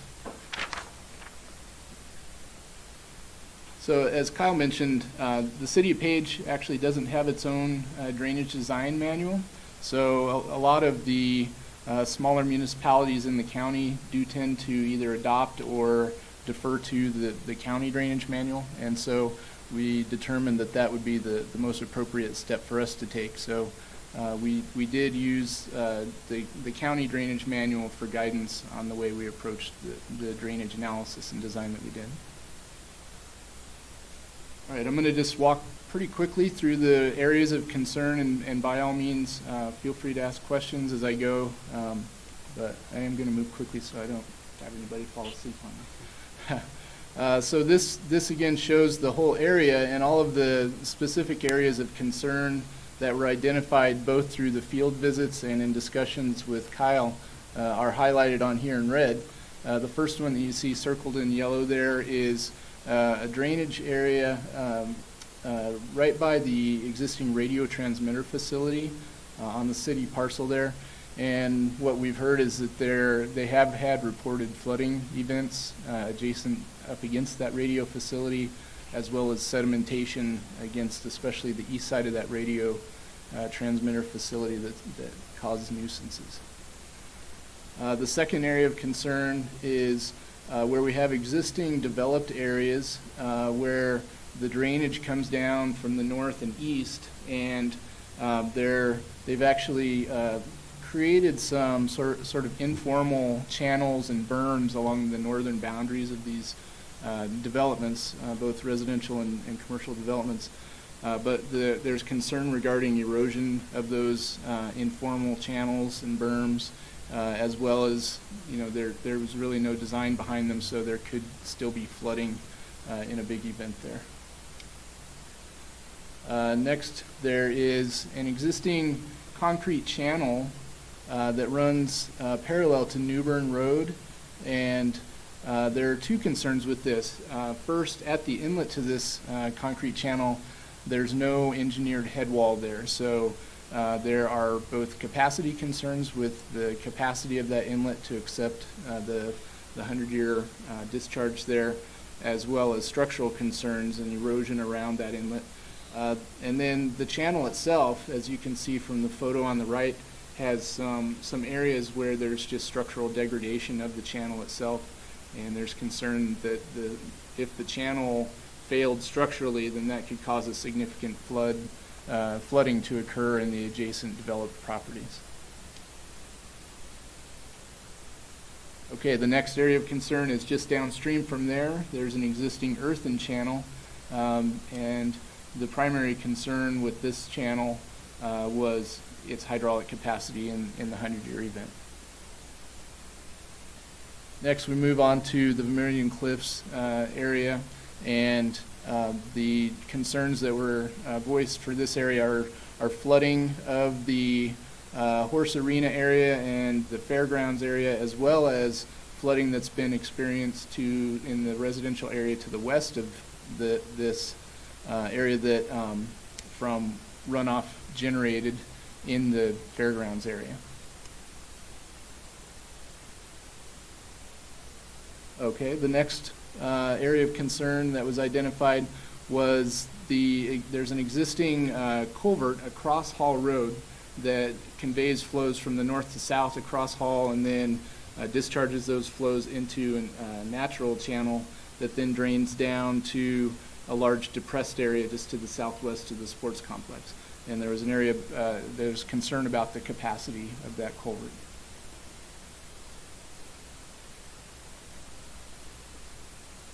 Okay, and next, the transition between Aqua Avenue and Buckeye Drive. And the main concern here is that you have Aqua Avenue and Buckeye Drive that both have vertical curb and gutter, and that conveys flows from the residential neighborhood down Aqua and then to the east on Buckeye Drive to discharge out to the east. But in the transition between those two roadways, there is no pavement and there's no vertical curb and gutter, so runoff from the road can discharge out to the southwest there and cause flooding in the area to the southwest, and in particular there's a sewer line that has experienced some scour due to that discharge. Okay, so in the analysis that we did, we started by delineating the drainage areas that contribute to each of the structures that were identified. And I'll mention here, we surveyed in the initial part of the project 9 different drainage structures in the area, but through the site reconnaissance and discussions with Kyle, we identified about 5 different structures that were 5 or 6 different structures that were really of interest. So that's what we're going to look at today. So the red areas, the red boundaries show the drainage areas contributing runoff to this area. And existing structures 1 and 2 there are there. The first one is that's Culver across Hall Road that I described a few minutes ago. You can see that we found that the existing capacity of that culvert is 63 CFS, where the 100-year peak discharge is 264 CFS. So indeed there is a pretty big deficit in capacity there. Just to the east of there, at the intersection of Newbern Road and Hall Road, there's a structure that's kind of a combination structure. There's a junction box there, and there's a culvert that comes in from the east and one from the north, and then there's a pipe to the west that discharges out to the west. The overall flow rate there, or I'm sorry, the overall capacity of that structure is 90 CFS, and the 100-year peak discharge rate is 271 CFS. Moving to the east, there are 2 structures that we're calling 3 and 4 that are actually driveway culverts for driveways serving existing commercial property there. They're C&P culverts. Their current capacities are 58 and 70 CFS with existing design flow rates of 154 and 158 CFS respectively. So again, a pretty big deficit in capacity. The next structure is, it's basically a double structure, two separate culverts that cross Copper Mine Road just north of Hall Road, and they have a combined capacity of 109 CFS, where there's a 100-year peak discharge, the design flow of 157 CFS in that location. Okay, so moving on to what we're actually proposing to do. And again, feel free to ask questions at any time. The first project that we're proposing to do is a retention basin at the northwest corner of the Vermilion Cliffs Downs area. And what this would do essentially is 2 things. It would help address the flooding in that immediate area, but it would also help alleviate or eliminate flooding from the area to the residential properties to the west. We're looking at a 100-year event here. The surface area of this retention basin would be about 1/3 of an acre, assuming 3 feet deep. And what we would propose is that this be a multi-use facility where when the retention basin is dry, it could be used as a horse arena or something like that, some recreational use. But then, of course, it would provide storm protection when it's wet. And the total estimated construction cost for this would be $133,000. The next project would be upsizing that existing culvert across Hall Road from north to south. The big benefits of this upsizing to get to the 100-year flow rate are twofold. First, it would provide 100-year floodproof access along Hall Road coming in from the west. And then secondly, it would capture all of the flows from this area and direct them to the south to that large depressed area and help avoid additional flooding into the Vermilion Cliffs Downs area, et cetera. The estimated construction cost for this would be $208,000. The next project is kind of a combined project providing improvements at the radio transmitter facility, as well as that transition between Aqua Avenue and Buckeye Drive. And what we're proposing there, again, is to install vertical curb and gutter in the transition between those 2 roadways to contain those flows and direct the flows to the east out of this project area. At the radio transmitter facility, we would propose to construct a small triangular channel with probably riprap erosion protection, and the combined cost $7,000. Next project is at the intersection of Hall Road and Newbern Road, upsizing the existing combination structure there, the northern and eastern legs of that structure, and the junction box itself. Here, we're actually utilizing the 50-year design storm as opposed to the 100-year, which we are using elsewhere. There are two reasons for that.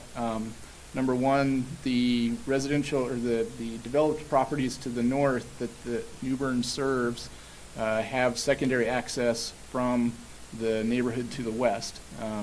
Also, because this is a local road, the county drainage manual does say that a 50-year design storm is sufficient. The total estimated construction cost for this improvement would be $325,000. The next project would be improvements to the channel, to the head wall of the channel there along New Bern Road. So that would be construction of a concrete head wall that would improve the hydraulic capacity of that inlet and provide structural integrity there. And that the estimated construction cost there is $37,000.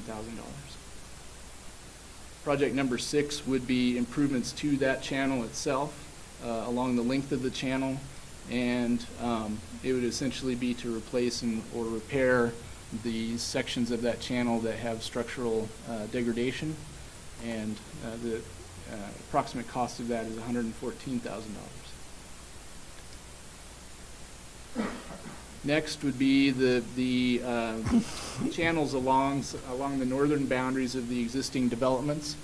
And again, we would be proposing triangular riprap channels that would accommodate the 100-year peak discharge rates at each of those locations for a total combined estimated cost of $208,000. Next, the commercial driveway culverts along the north side of Hall Road, replacing those culverts with larger culverts to accommodate the 100-year peak discharge rates. Now, I will say that in discussions with Kyle and discussions within our firm, we did determine that this was a relatively low priority project for 3 reasons. Again, the commercial properties there do have secondary access off of New Bern Road. Secondly, if these structures did overtop, there's pretty minimal risk to existing development in the area and existing structures in the area. And also that if these structures overtopped, that could cause Hall Road to overtop, but Hall Road has secondary access from the west. So this is seen as one of the lower priority projects, but the estimated construction cost in total for these culverts would be $276,000. The last project is upsizing the existing dual culvert system across Copper Mine Road at the intersection with Hall, and that would actually be replacing that dual system with a single 2 5x3 culvert system. And again, this is a relatively low priority project, because the existing structure, even though it doesn't meet 100-year flow capacity, it does have significant capacity close to the 100-year, and also because it simply has a very high construction cost, estimated at $394,000. Okay, so when we were looking at all these projects, we determined that we needed to rank the projects from highest to lowest priority, and we used these decision factors to help us determine what the order of that ranking should be.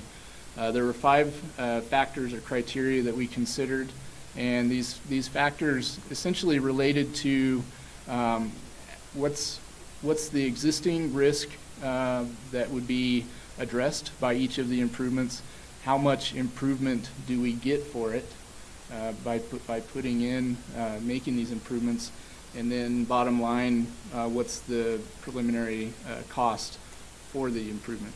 As you see on the right-hand side of this table, you see the scoring that was given to each of the criteria, and you can see that they were kind of weighted based on how important we felt that factor was in making the decision for the ranking.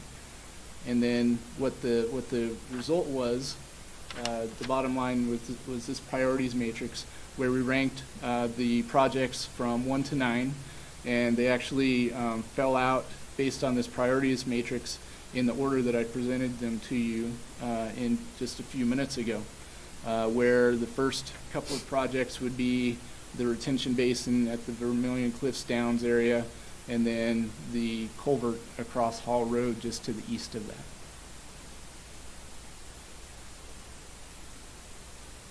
And this last slide just shows all 9 of the projects again ranked in order as enumerated there.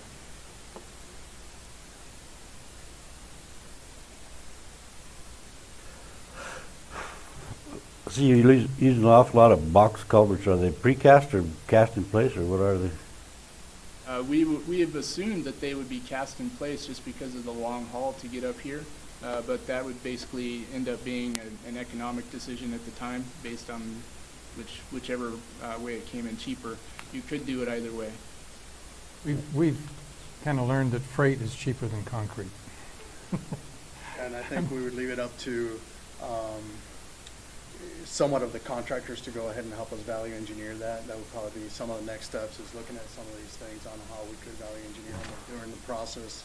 Definitely our engineering firm is used to going ahead and putting those things where it is a typical box culvert, and then it's up to the contractor. We'll work with them to see, is it better for them to cast in place and then freight it on up, or build it in place. Why not corrugated? Why not corrugated pipe? You went in the box culverts, you're looking at a 2-week process minimum. It depends on the scenario. So at Hall Road, that the main culvert there, you get a lot more capacity out of a concrete box culvert than you do out of corrugated metal pipe, and also there's not much hydraulic head available there, if you will. The road itself is pretty low relative to the existing ground adjacent to the road, so you don't have much capacity to build water up behind the pipe to push it through. And in those conditions, you get a lot more capacity out of a box culvert than you do out of CMP. Another thing is the cover, the amount of cover, CMP, depending, I mean, we can look at arch pipes, and those are things that we would get into during the design process of each individual project. We're looking at some just estimated costs of what we would recommend, but some of these box culverts, what it allows you is to have that availability, flatten it out, because we don't have a lot of room, or else we're really chasing that grade downstream. So another reason to kind of use the box culverts, but we would definitely look at each and every option for each individual project on a case-by-case basis. But great question. So you got this broke out pretty nice, but you're looking at what, 1.6 million total? You know, I didn't add them all up together. That's about right. In there, and Mayor and members of the council, what I've proposed in our budget is about $880,000, broken into a 3-phase project. Catch these critical ones started downstream. Start with the catch basin at Vermilion Cliffs, start with the crossing at Hall Road, address the issues at Newbern, and then some of the low-hanging fruit, such as the drainage swales behind Stone Cliff in the commercial area, and then adjacent to Lake Powell Mobile Home Village. You know, those would be kind of in a phase 1. And then phase 2 would address the crossings there along Easy Street and in front of the commercial businesses that parallel Hall Road there. And of course, phase 3 would be the bigger crossing there at Copper Mine Road, which, you know, we're not lacking, we're not that deficient in the flow in that area, as in comparison. You know, we're about 65-70% of, you know, required or preferred capacity there, whereas the other crossings we're shooting at 25% of recommended flows, or the capacity in there. So that, you know, starting downhill and kind of grabbing those things. So the initial phase 1 that I've actually proposed in the budget's about $880,000, and that does include design factor of about 10% that I've added in there. So when you look at this overall cost, and then you look at what we're requesting in the budget, and that's kind of why I positioned SWI here, is to kind of give a reason why I'm asking for so much when we start talking about capital improvements and stormwater projects, is to address this in a phased project. One of the problems I see in that zone, in that particular area, is there's likely likelihood of considerable change in the environment of that site, of that general area. There could be some proposed housing development just to the north of, I'd have to go back to your map, but there's, that a development of that nature could mitigate and channel some of that flow that's currently a nuisance.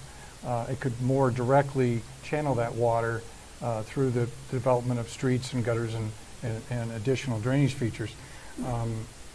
So I've got a concern that we don't move in a direction that in 5 years we're going to tear out because we're developing a residential neighborhood, okay? So I would view, and with that as well, do the projections allow for increased non-pervious surfaces that would increase drainage through and across Hall Road. So if you're using projections based on what's there now, and we look at proposing substantial development that includes roofs and streets and sidewalks, then how do we then treat that drainage, 3 years, 5 years from now? And that's current history and current dollars, so, yeah. Mayor, Let the engineers answer that. Mayor, council members, that's a great question. I mean, I think overall this master plan does start identifying those flows already.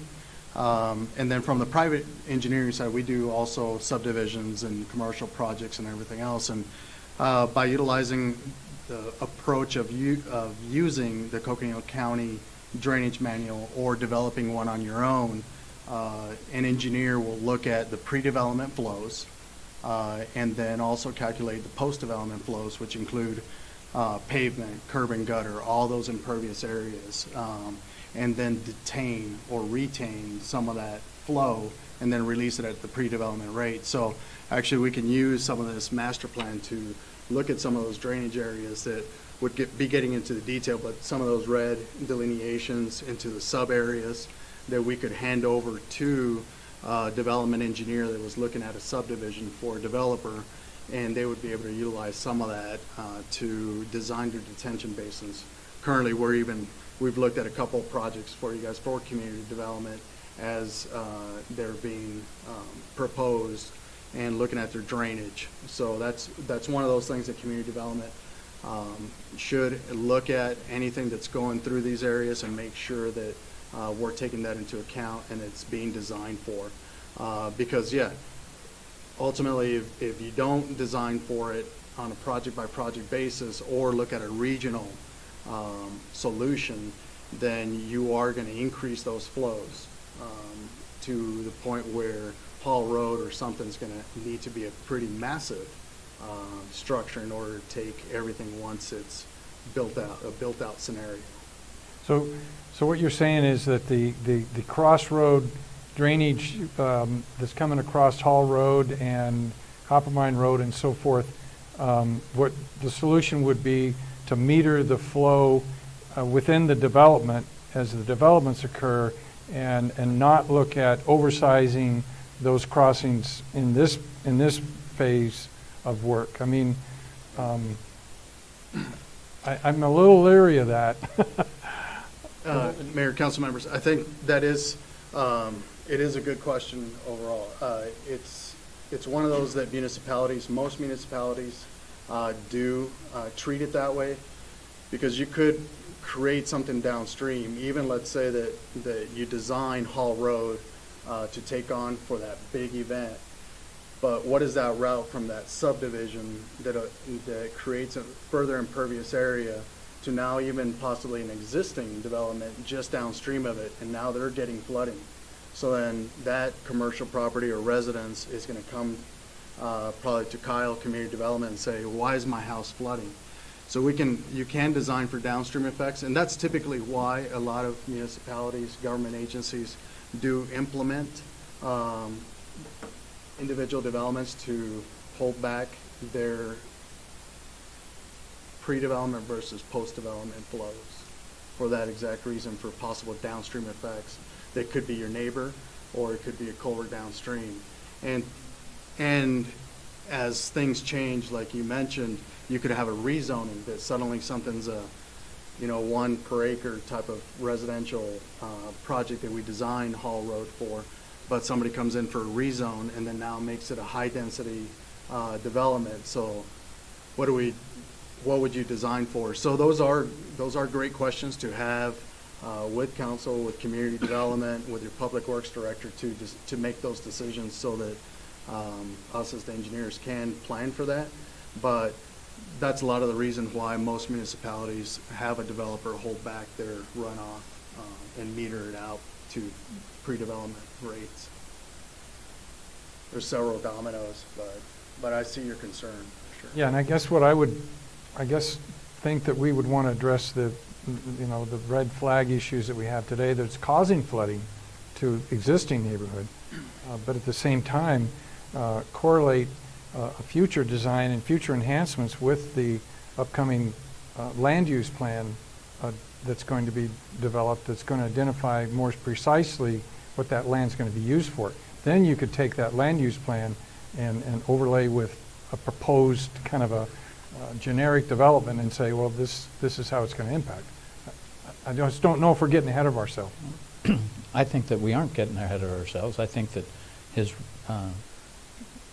point of requiring the development to withhold the water and let it out at pre-development flows puts the onus on them. Which raises construction costs. So if we can mitigate, if we can provide a lower cost of development, which translates to a lower cost of housing, which we need, we may be able to put $200,000 more into a crossing across Hall Road to alleviate a 10% spike in development costs for a developer down the road. Ultimately, it's the cost of housing that's developed, and we know that by imposing those things, it raises the cost of development, which translates to more money that people have to pay for the product. It's also required, in anything over 3 acres, they have to develop a water plan, which requires them to build a retention pond whether they want one or not. I'm not trying to stop or slow the project down, because I know we have some critical issues on some flooding that has already occurred, and we need to mitigate that. I'm just a little nervous that if we go too far beyond the immediate solution, that without looking at some type of a master plan, we could solve a lot of problems now that might lend itself well off in the next 3, 4, 5 years. And another thought and concern is the development that's currently happening on Hall Road. We have nothing really to gauge their designs against. So when they want to cross that ditch to access their development, case more we have a property that's being constructed right now, we're going to be owning whatever we need to improve on, rather than we pick this design, we pick this plan, and we can put that on them right now to design. Otherwise, we're going to be reinstalling stuff that they're already putting in that's deficient to begin with. So Kyle, the original thought that I had about this was, every so often we have Hall Road flooded, mud goes across the road and ends up down the ranchettes. And this intent was to solve that problem. Yeah. So which of these would, if we were just thinking about that solution, which one of these would be like the biggest bang for the buck? I'm just curious. Answer yes to all, but to mitigate the issues we're having now, and Guillermo, you can speak in on this. I mean, would it be the I think retention pond? What we need is we need a detention pond there, the Vermilion Cliffs rodeo grounds, to slow that flow into that neighborhood. Right. Yes, there is potential future development or different development in that area, but that would help to catch the excess flows that are not making the turn at Hall Road. They continue down the ditch and then cross at a lower elevation and end up in the rodeo grounds. So in one thought process is if we built the crossing at Hall Road to these capacities, we may not need the retention basin in Vermilion Cliffs. It's just good backup. But currently right now we're seeing that culvert be overtopped in these significant rain events. Outside of a 100-year rain event, we're seeing that drainage, top. Last time it topped, it flooded out basements, 2 basements in the garage. Right. One basement in the garage in the ranchettes. Well, if we've had our 100-year event, then we got 100 years not to worry about it. Well, correct me if I'm wrong, they've gone, 50 to 100, now what is it, 1,000-year event now? They just keep adding these. That's flooded more than once in the last 5 years, so, I mean, the whole time, road. The second time it flooded, they say, okay, this is the 200-year Yeah, event. yeah, so with the engineers, an idea, what, if you were to expand on the culvert size that carries that capacity to alleviate the retention basin to a certain degree, is there a channel for that water to go? I know without having to build a retention basin?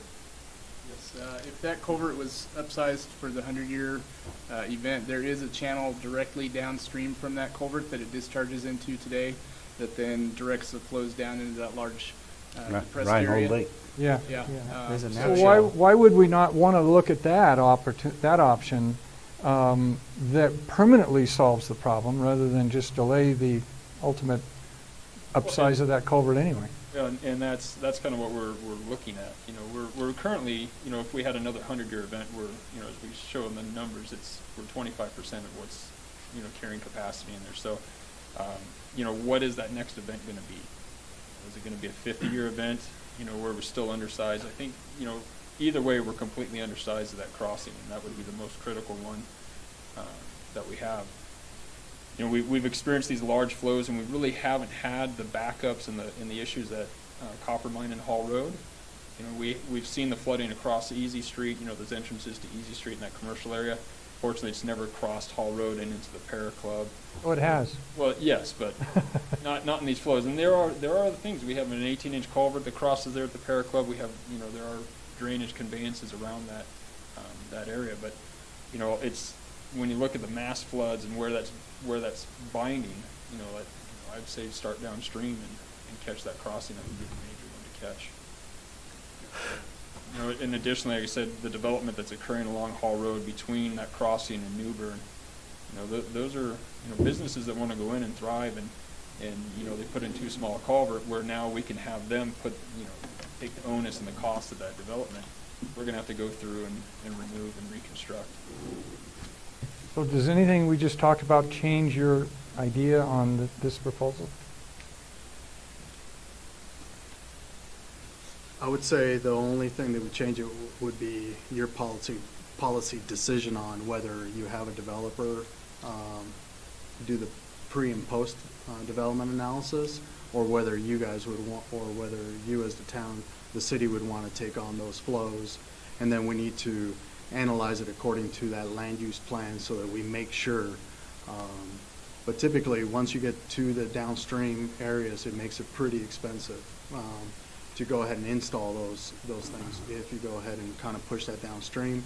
But we can analyze it to the point where we're taking on any and all impervious areas, but it would take some additional analysis, including looking at your land use plan and what exactly is planned for each and every parcel, so we know what those runoff rates are going to be. Okay. Thank you. Yeah, I like all of them except for that retention pond, and it's right on frontage property too. Yeah, I'd like to see if we could alleviate and solve the crossing across Hall Road without a retention pond and do it one time then. Put it into that natural retention. 'Cause crowds are going to go away anyway. Maybe there might be maybe a misunderstanding on, there is some flows that hit the park itself, the arena, and that's where we're looking at doing about 15,000 square feet, 3 feet deep, and that's just to take into account just those flows within the Vermilion Cliffs area. The additional flows that overtop obviously create further havoc, but we would also recommend doing small detention basin just to take on the localized events. And I think now I understand your question. Can we do a channel that basically at the very west end, and correct me if I'm wrong, at the very west end of Vermilion Cliffs, to take it all the way down to that depressed area? We're fighting grade, and we weren't able to do it unless you're digging a pretty good ditch. We also looked at possible storm storm pipe to do that, and some of those costs would be pretty high. So I just want to clarify that. No, that does, you can't get the water far enough west to cover that. That's what you're saying? We can't take it south to that depressed area from that very west end of Vermilion Cliffs, because that very northwest area is the low spot. And it almost looks like to the eye that you could do some kind of ditch along the whole west side to the south and take that drainage to that big depression, but it's a big ditch, a deep ditch. Yeah. So, And every- That does clarify, thank you. yeah, okay. That detention pond that he's talking about is the cheapest thing on here. And then the people that are flooding out in Rancho Estates, because when Rancho Estates was designed, it was designed with the drainage to run through it. The people have since filled in those drainage ditches and they're causing their own flooding. Water's coming on off of our property, though. Convince them that it's their problem, that's gonna be a tough sell. Should have made those drainage easements instead of just drainage. Should have been an easement. So I was gonna say, one of the neighbors told me that there was an easement down there. Was what? There was an easement, there is an easement through there. I was gonna check. One of the neighbors said there is an easement through those properties. You did something right for a change? We just haven't been Following up on it? following up on the easement. There's crops were planted over it, because there's good flow through there.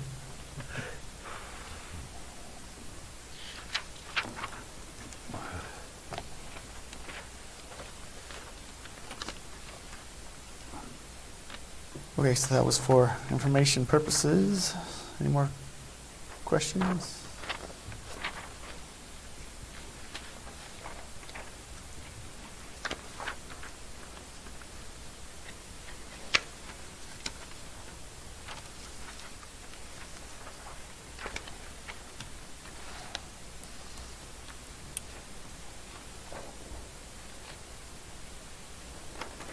Thank you. You guys. So we're moving on to departments now. 15.1, discussion of possible action pertaining to capital improvements. Mr. Christiansen. Yes, yet again, I get a lot of screen time tonight. So as requested, going to give just a brief update on our capital improvement projects that we have going on in the city. We're going to run through these briefly and you can ask questions towards 3 minutes. 3 minutes? All right, I can click this pretty fast. So capital and project improvements for March 2019. Current projects that we're working on right now, citywide, is we still have a little bit of Galliard Park remaining. What I've included in there tonight is, of course, a bigger item that we've been anticipating for a while now that we've been able to accomplish as things have, some of our regular maintenance is slowed and we can jump on capital improvements. We've installed shade structures, both at Galliard Park and the Sports Complex and the Sports Complex Annex. We'll briefly show and discuss items from the Skatepark as part of the John C. Page Master Plan Phase 1. Then we'll talk about the John C. Page Memorial Park improvements, about the parking lot. We'll hit on highlights of Horseshoe Bend Phase 2 improvements, and then just get a brief update of the SEALS project that's going on in our community. So Galliard Park, as you recall, it's 88 bathrooms. We received a grant to do that. Those bathrooms are done themselves. We are currently working on a water line tie-in, and we anticipate to have those bathrooms up and operational within the week. We have worked out with the police department a understanding and schedule so that those bathrooms will be locked around the 10 o'clock curfew time. Every evening, the Public Works on our regular routine will open those up at sunrise in the next morning. And then I've included some images of our shade structure. So our ADA pathway as well that we included in there already previously, but I wanted to draw your attention to the latest improvements we have, which is the shade structures. We included a smaller shade structure this time around to cover the top lot, which was not included in the shade, and we had feedback from the community that they wanted something over that area. We did have some funding in the fiscal 18 budget that we were able to purchase these shade structures right at the end of the fiscal year last year. We've had them sitting, kind of in cold storage, and we're able to get those up. That includes 3 other picnic shades. We have 2 closer to the airport, and then I didn't include one, but we have one over the ADA picnic area close to the bathrooms. Other shades, these are the bigger ones that I think a lot of people will get some good comments on in the community. We installed 3 large shade structures, 26 by 28, and I think we have a 22 by 30, 3 22 by 30s, and then a 26 by 28. I apologize about the dimensions. So we have 3 of them over the picnic areas. We removed the trees that were there. I know people think it's trees, but we had root-bound trees that were actually suffering. They were planted in planters years ago, and they'd actually grown to the point of, expanding the boxes and breaking the concrete. Created some hazards for people. They really like to sit on those. But we had jagged edges from the concrete block. We had the little fence around was torn and twisted, so we removed that and installed these shade structures. So here's a view. This is on the east side of the park. We have over the picnic area, and then the one in the background there, the picture, that's over the playground, and that shade structure completely covers that playground, and so provides shade for the youth that are not participating in activities at the sports complex. And if any of you have had children in the Little League, too. Protect them from softballs too. Yeah, absolutely. But fortunately, all my kids are in Little League or participate in sports, but frequently when you're there, you have siblings that are not participating, and they're usually in that playground. So yes, it provides that shade, that late afternoon shade for when those activities go on, and protection from softballs and baseballs. Sports complex annex, we installed 4 picnic table shades there. We have 1 large 16 by 16 shade, and then we did 3 12 by 12 shades, and in that we included shades covering the ADA picnic table close to the volleyball court, and then we have 2 others in that park. So we have a total of 4 picnic shades in there. So all in all, we installed 12 shades in the park system in the last month to complete that portion of projects, and that was funding again from fiscal year 18. So it's a project that was a little bit long time coming, but as I mentioned, we were able to accomplish it in our seasonal time frame. Draw your attention again to the Page Skatepark. I don't know if all of you weren't there or didn't see it. We had the grand opening on March 9th, which was just last Saturday. This project was completed 8 days prior to that on the 1st. One of the things that we're working on currently right now that you see is we're doing, as Public Works, we're self-performing the landscaping. We have the shade structure to put in now that the grade's been established, and install the drinking fountain as well. I got a couple images here of the park. We've got a tall 7-foot vert wall, various concrete features through there, good depiction of the retainage walls that we put in. We're going to put in landscaping rock and a combination of turf through there. And as you recall, we've set this park back from the street and back from the parking lot to provide a buffer zone for errant skateboards, scooters, bicycles, as wheelchairs, because it is wheelchair accessible and designed for wheelchairs. So in case that happens, there's some room so we're not running out into traffic. The 3 benches you see there are actually spectator seating that will have the shades over them. One of the aspects we wanted to include in the park is that everything we put in the park was skatable. And that was something the Parks and Rec Advisory Board really wanted. So when we installed a bench, we made sure it could be a skatable bench. So you see a steel bench there that, because if you put it in there, they're going to skate on it. So let's make sure it'll withstand, the rigors of being skated. The kidney pool, it's 7 foot deep on the deepest part, so it goes from 5 foot to a 7 foot. It looks really great. It does have a drain in there, so no, it won't hold water. I'm sorry, you're going to have to build the pool somewhere else. But it's in there. Really, impressed over the grand opening weekend to see a lot of people in there and actually using it and seeing, actually seeing what people wanted. With this combination of a terrain park and a plaza park. And a plaza park are generally flat with obstacles. The terrain parks are the ones that have the bowls and the vert walls and the transitions in there. Another view looking kind of east, southeast there of the bowl. The river run through there. They stained the concrete blue. They had some issues. You can see we have the blue coming up at the end that has been addressed in a punch list item. The contractor's aware, and they will make that correction. All right, so moving on, John C. Page Memorial Park. This one, when the project got started, J&J Engineering ran through this project really quickly, and I thought for sure they were going to beat everybody to the punch. Well, weather hit, ran into some cooler temperatures where we can't lay the asphalt. So they're, if I'd say they're about 95% complete. We do have, estimated project completion for March 2019. Did receive confirmation from the contractor they will be laying asphalt on March 21st, which is a week from this Friday. And then they will be following up with the subsequent striping. Their electricians out standing the pedestrian light poles and doing the electrical currently. So they'll be wrapped up here mid part of the following week. So there's some great anticipation for community, from the community center to get that parking lot complete. View of looking now, that's AB. It's been placed and compacted. It'll have to be run through again, but these are current photos. Photo of the sidewalk winding through the park. This is looking towards the police substation there at the cross. The skate park's there to the right. Another view there, skate park's in the distance. So they really kind of figured out how to create all this and get it to flow and look really good. We've got a lot of compliments on it. It's great to see people actually, using the park properly, as far as skateboarders riding skateboards to the park, bicyclists, pedestrians, they're on these designated paths. They're not arbitrarily crossing through, and we've got a lot of great feedback from it. So, any questions about that? Because I'm going to keep rolling right into Horseshoe Bend here. Horseshoe Bend Phase 2.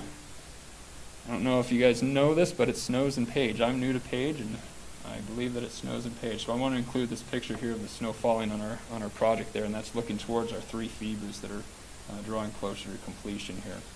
B4 Enterprises, our contractor on that. You recall, our project began back in November. We have still a project completion date of the end of May 2019, which is just a couple months away. So I've given you some updated photographs here. You can see right there, we've got the stone facade on the FEBU stations on the utility portion of the FEBU. The material you see, the pink-orange material is the decomposed granite that's being installed. That was, they've been variously putting that installing that as they go. They're going to put that down before the AC goes in, the asphalt. It does come with the base binder, so that stuff's going to be locked in there pretty tight. Another farther view looking back towards the view station, you can see those are the ADA handicap parking spots, which will convey to the trailhead. This is a view, I did not take this, but this is from the top of the FEBUs looking back towards the entrance coming in. You can see the 3 lanes dividing there, and how that's going to look as we approach. Another view of the decomposed granite being installed just to the east of the FEBUs there. I'll back up on this. So we have experienced a few delays in that project. On paper, we anticipated that we would have access to the FEBUs on March 1st to start doing our point-of-sale system to get our computers in. Due to a couple of different differentials and delays, one was weather, one was also a discussion about the solar panels putting on the roof. That delayed the project about 14 days. It was a critical component that we needed a decision on that we brought to council. So right now on the FEBUs, we're tracking about 30 days behind anticipated time frame. The overall project is not behind per se. They still anticipate they will be done with the both halves, Phase A and Phase 2, or excuse me, 2.A and 2.B at the end of May as per schedule, but the FEBUs are lagging behind by about 30 days. So I want to give that information to you. They will be paving this phase starting next Monday on the 18th. So you'll see asphalt trucks lining up out there, and they're going to pave through and get that completed. Seals project.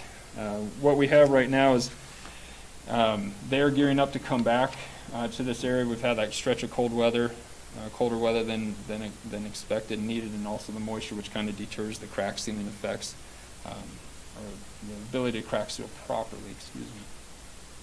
They are slated to be here within 14 days. When I spoke to Greg Erks, who's their superintendent, he committed to me that they would be here 14 days. In 14 days, back with the mill machine, and they anticipate laying the microsurfacing starting in 2 weeks. So they have enough material out in front of them on the crack seal, enough areas that have been milled and patched and ready to go. So he anticipates, we discussed, they have an end of April completion. He was looking at about 14-day change order request in time only. So we're looking, the mid part of May for this project to be wrapped up. he said they'll work pretty hard to get it done by the end of April, but he wanted to make a request for that change. And given the weather factors that he outlined, I think that's reasonable for the contractor. So there you have it. Short and simple Public Works Capital Improvements update. Any questions? Big question marks. Thank you. Thank you. Thank you. 15.2, discussion and update from the Community Development Department. Mr. Swan.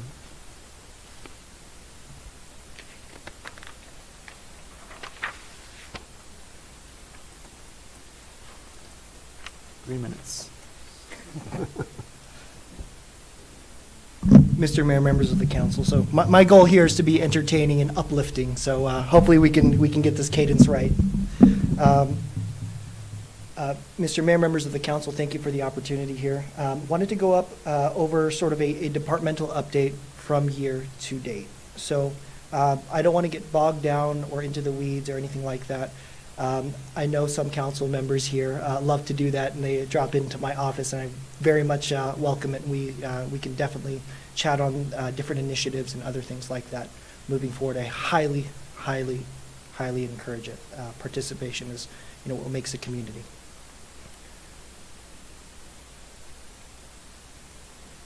So I wanted to give you an update on some tracking that we've been doing. So this is a development service update. So you can see I've marked out building permits that were issued year to date. So from January to February, to put things into perspective, the number of permits is at 44 today, which has gone up actually 149% from last year, where there was only 21, actually. The year before that, it was at 39. So just as trends go on, we do have the numbers of permits that are going up. In terms of capital expenditure or capital investment, this term is used when somebody spends money in Page to develop, whether it's a residential, industrial, or commercial development. So we have just this year alone $3.6 million. And from 2017, we are averaging about 798% in growth, and that's it's actually lower than 2017, but higher than 2018. So just to put things into perspective, we have 4.3 thousand square feet of building space that has been added, and Lake Powell Visitor Center, that remodel was over. That was $1 million projects, and we have Rimview Terrace and Surf Lake Powell. Just in the past 2 months, we've added 30 jobs. So a lot of things that I am doing right now is essentially housekeeping under development services. So inheriting this department, I have found that there's a lot of baseline housekeeping development services that have sort of been bottlenecking development. So a lot of the plans of attack that I've had and what I've accomplished so far is expediting the site plan review process to ensure that things aren't bottlenecked because of us, expediting the planning and zoning process, the entitlement process, and ensuring that there's a clear flow.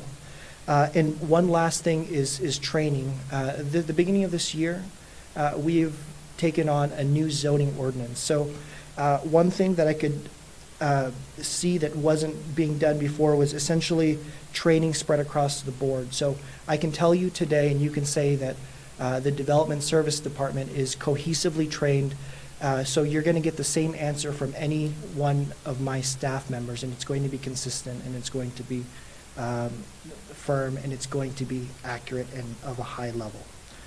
So that's a development service update here. Are there any questions in terms of just general housekeeping going on with the Community Development Department?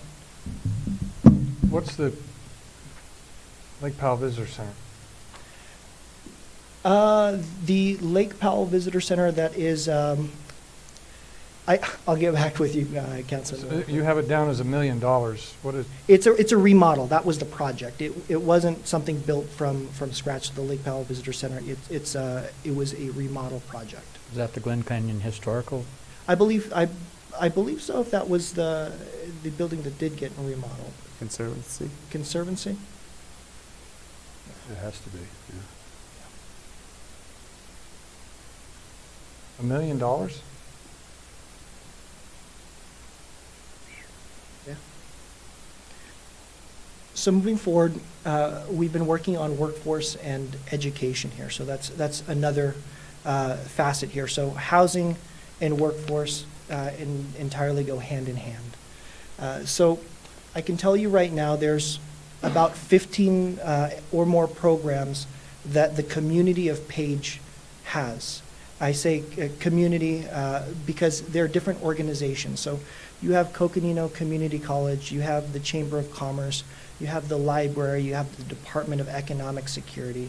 You have quite a bit of organizations that are providing high-quality services. However, coming here as fresh eyes, they aren't doing that cohesively as one unit. So that's something, being new here, I saw that right off the bat. So what I'm looking to do and what the city is looking to do is to launch a unified front to ensure that workforce and education is tackled at a holistic approach here. So as a city employee, I don't have a reason to say, hey, I have this program here, I want to get the credit for it. Our success here is a better community, period. I don't represent a single organization.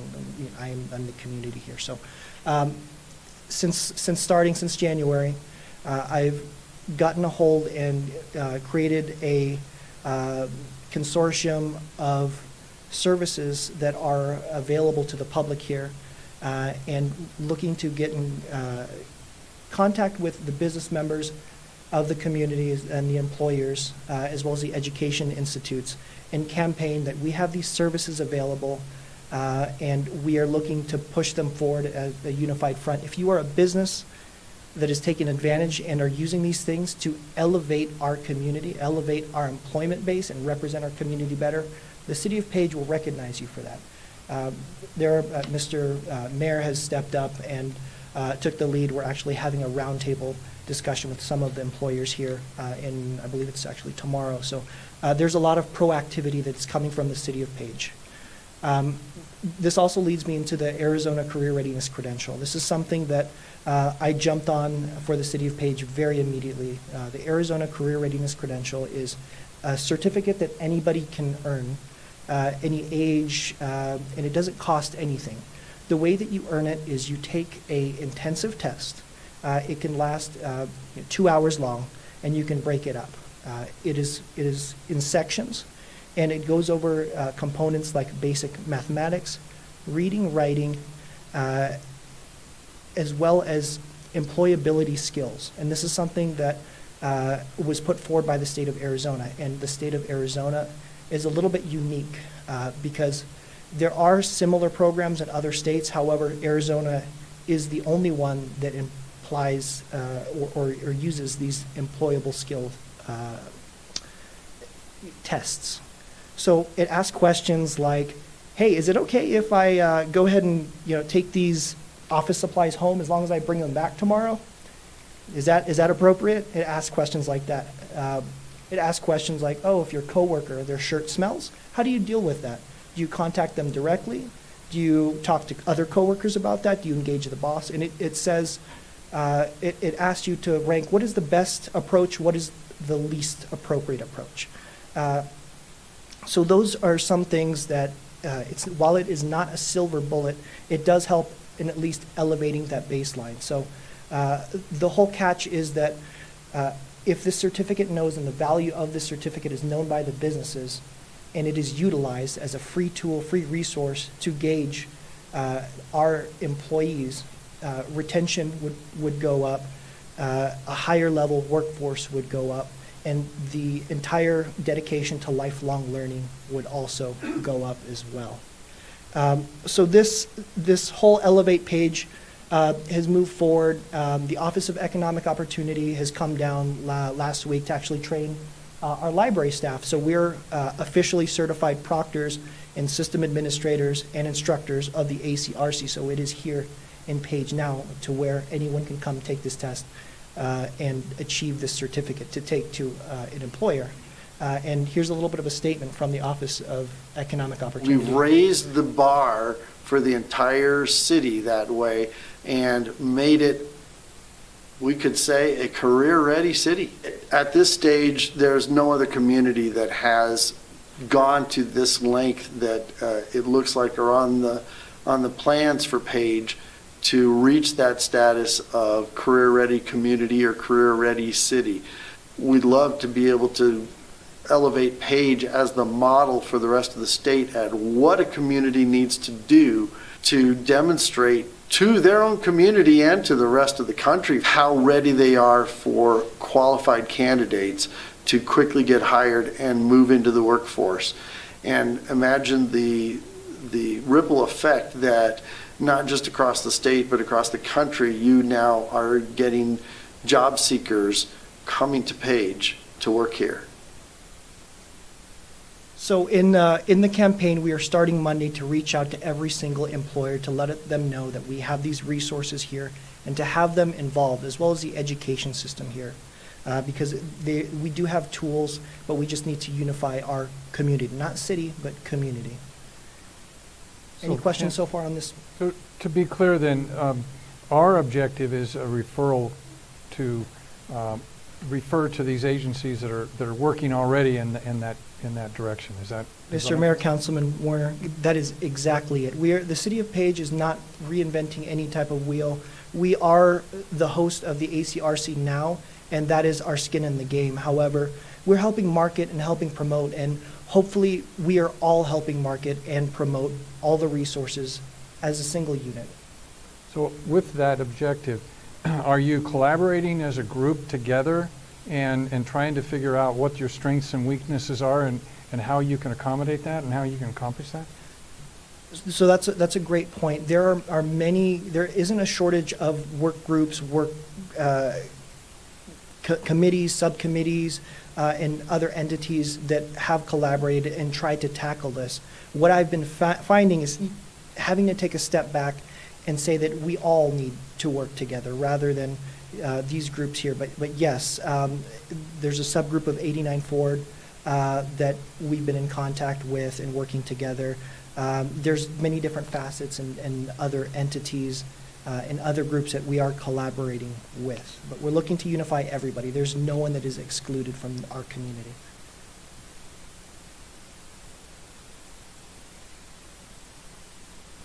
All right. This brings me to For Our City. So For Our City is a little bit going initiative with essentially the common vision of unifying the community through efforts as in people, helping people, and beautification projects. So earlier in the crowd, we had DJ Lister, who is actually part of the steering committee here. So examples of beautification projects include things like power washing, gum scraping, trash cleanup, as well as things like painting, planting plants, laying sod, fixing fences, and so on. So as a result of the For Our City Steering Committee, beautification projects are actually planned to kick off on April 27th around the Block 17 area. This is the same day as Page Attacks Trash, and the steering committee will be coordinating with the coordinators there. Granted that it is the last year that Page Attacks Trash is here, the For Our City Steering Committee wants to be present and want to let the community know that just because this program is going away, the community presence is absolutely not, and it will live on. However, April 27th is just one day, and another member of our crowd here, Bill Dyack, has stepped up to temporarily, I say temporarily, coordinate year-round incidental efforts for our city until a more permanent person is willing to take over, to be a doer. So the coordinator works with code compliance and provides assistance to solve high-priority code issues for any resident that asks for help or needs help. So if an area is identified by our code compliance officer where, let's say, there's trash in the front lawn and it's an individual who is unable and they ask, I really can't do this by myself. Is there anything or anyone out there There are the doers out there, and that's what Forest City is stepping up to do, and that's actually what Bill is coordinating as we speak today. So there are outreach events that the steering committee is tentatively putting together. One would be on April 1st, and keep your eye out on the official invite out there for the public and the rest of the members. And again, if you are a doer, I implore you to step up and be an actual part of the change. So put yourself on a volunteer list. Get with Bill or DJ or anybody else on that steering committee to sign yourself up to actually do and be a part of that change.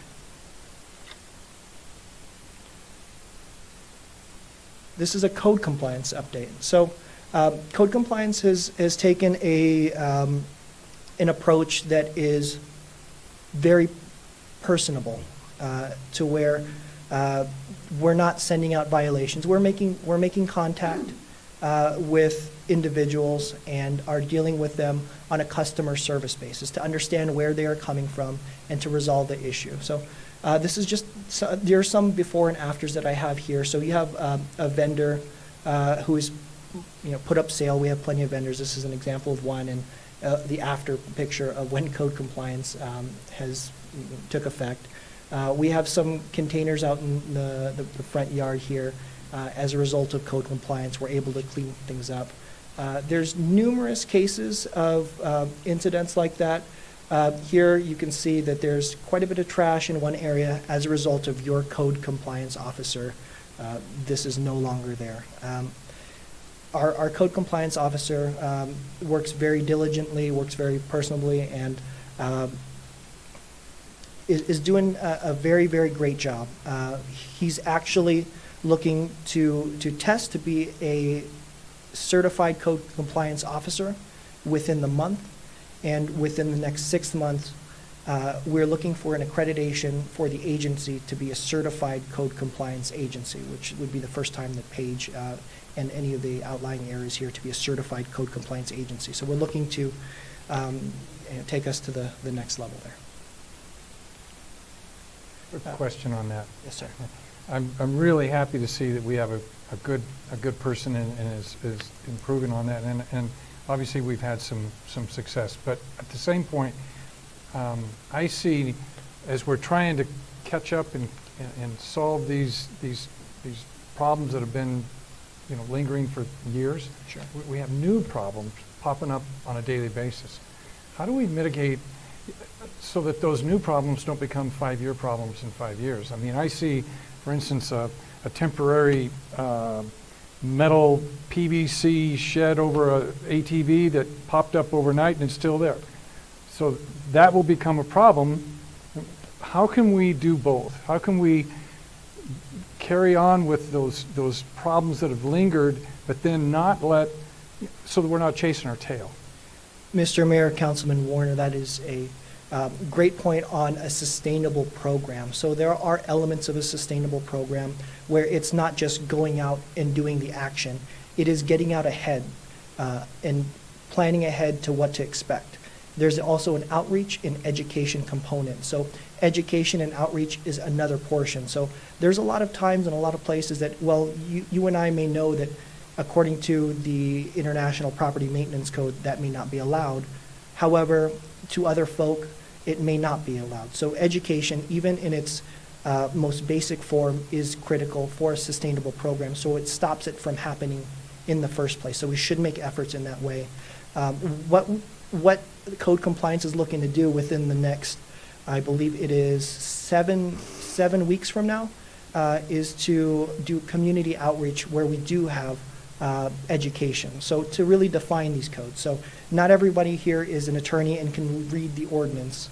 And that's where we find our laws, in the ordinance. It's legal jargon. So what exactly does litter mean? What does a junk vehicle mean? And we need to spell that out in layman's terms rather than legal jargon. And that comes with education, forward thinking, and a marketing strategy as well as plan, and being out there and being consistent.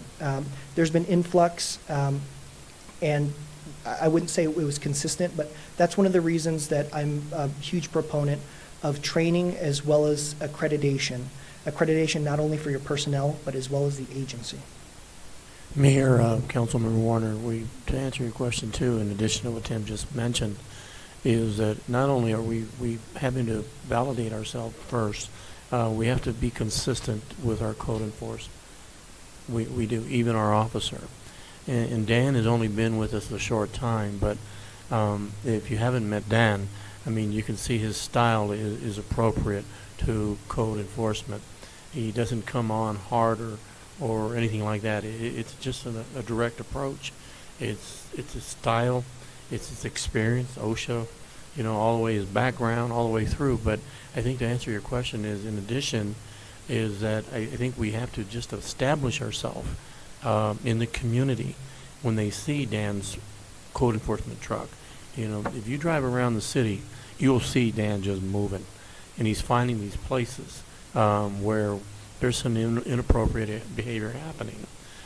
So we're finding that one picture that Tim alluded to, where there was derelict area there, and it was cleaned up, and he's able to do this without really enforcement. It's just like walking up and saying, "Hey, how can we help you?" So the approach we have with Dan and the more visibility we have with Dan is going to help areas like those pipes sticking up, because they're going to see him. So I won't have to drive by the shanty garage much longer, or does that mean it's going to be there for the next 6 months or a year? It's a work in progress, Councilman, but I think we're getting there. I've seen it for over defer to me in a second. year now. It's right down the street from the car that I drive by that's got a flat tire that's been there on the street for a year too. Sure, absolutely. But there are other circumstances. We work closely with the police department, and there are some circumstances where contact isn't appropriate because investigations are ongoing. There are a lot of moving parts to every single case. So you may see trash in a front yard, but there's a story behind a lot of it. And those need to be taken with consideration as if it were yourself or a family member. And that's the way I think Mike is trying to implore that. That is the way that we are taking care of things. And to caveat back what I mentioned that Bill is taking care of, is if someone is unable to do that, we have resources for them. So we do have a bite, but we also have the handshake. We do have the warm outreach. And I can tell there's been over 40 violations in other cases. I would say about 80% of them have been resolved. And if you can look at Josh here, none of them have gone to the prosecutor's office. And we've resolved them without taking it to that level. And I think that's with community policing and outreach and things like that. I want to also say one more thing to go about with sort of everything else in the presentation, is that the city of Page, we all need to celebrate our wins no matter how little, no matter what. And I think to celebrate and to move forward and to get the next win and the next win and to stay positive, that's something that I think that I see in front of us right now, and would want to be part of that as well. I do appreciate the effort. And I know we're making ground, so and I still see the same thing, and I wonder, Well, you could make the report like any committee, any citizen could make. I know. We just need to make the report. We can follow up on it. I mean, we're following chickens and everything right now in backyards of people's houses, and it's a nuisance in some areas. But I think a lot of it too is just make the report, let us at least investigate it, and Dan will be happy to get back to you. Tim, can I ask, in your code enforcement, is it primarily responding to complaints, or does your code enforcement guy, when he's driving to and from complaints, if he sees something on his own, does he later come back, take action on it, without having a complaint filed? I'm just curious. Mr. Mayor, Councilman Cormier, he is proactive, and everyone in my department is proactive, and I would extend that out to everyone on the dais here today, to be proactive. If you see something, report something, and we can follow up. Every case is taken seriously. When a report does come in, a case number is generated and a follow-up is engaged regardless. I put a policy in place about 2 weeks in. I'm in month probably 2 right now, just starting, so hopefully I'm at a decent pace here. That a follow-up is engaged within 72 hours. That is in my department policy. So in addition to addressing complaints, if somebody sees something, not only the officer himself, but any member or community member or staff member that is also taken into account, and a case would be generated by staff as well, including Danny. So we are proactive. Okay, thank you. So, Mr. Mayor, members of the council, in summary, there's quite a number of moving parts here. If anyone who's come into my office, they've seen the board and they've gone, holy, what in the... Wanted to summarize just a couple of things that are of priority. Currently, the department is going through a general plan update. There are some elements that we need to move forward.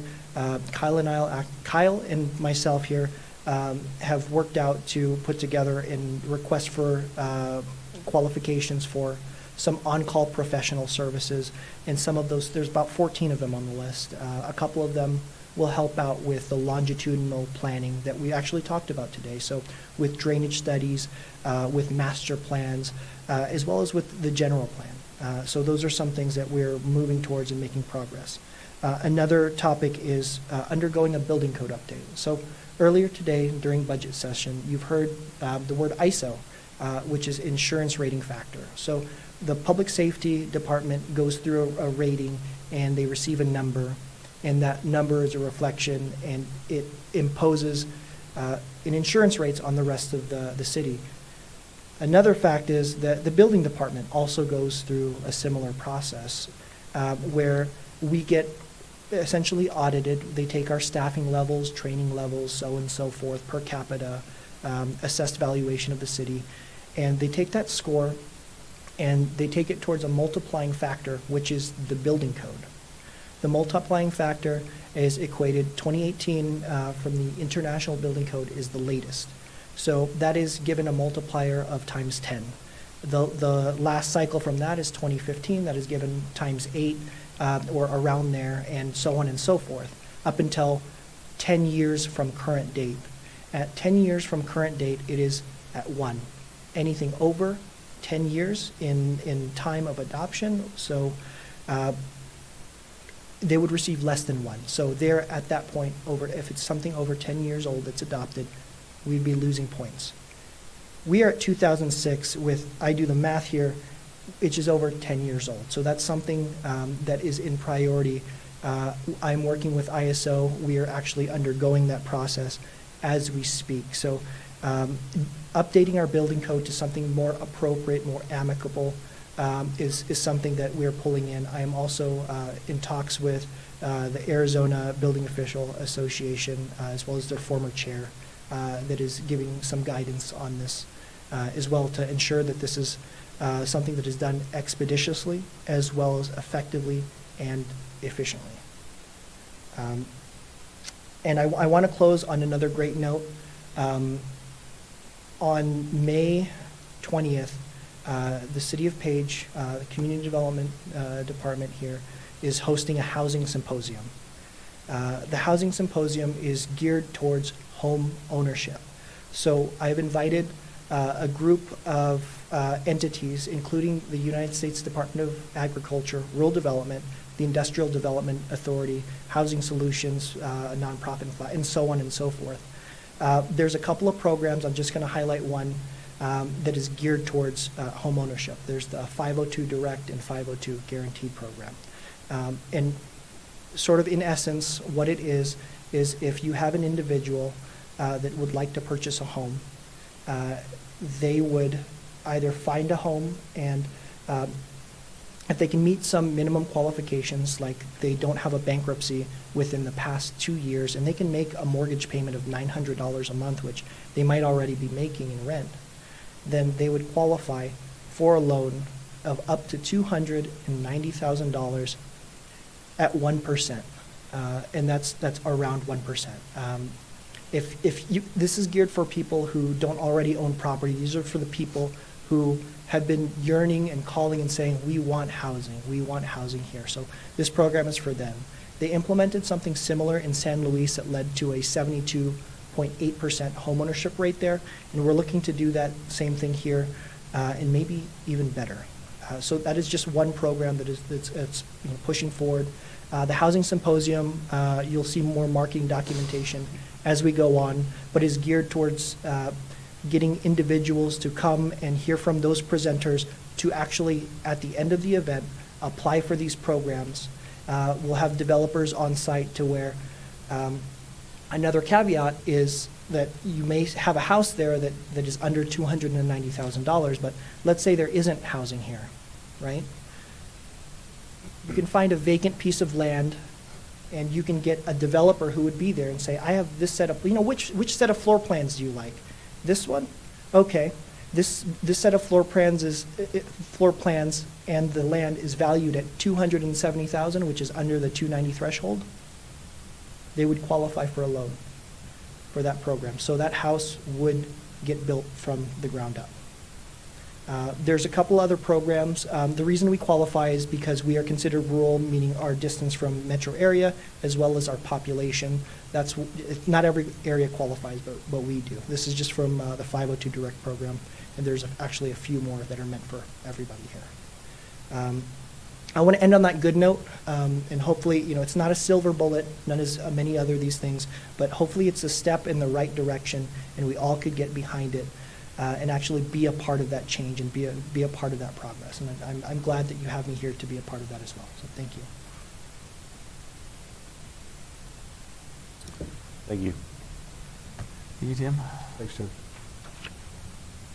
I want to say every time a resident has talked to me about a rundown property, and I've gone and talked to Dan, it's already on his hit list already. So he's out there working hard. So give him some kudos.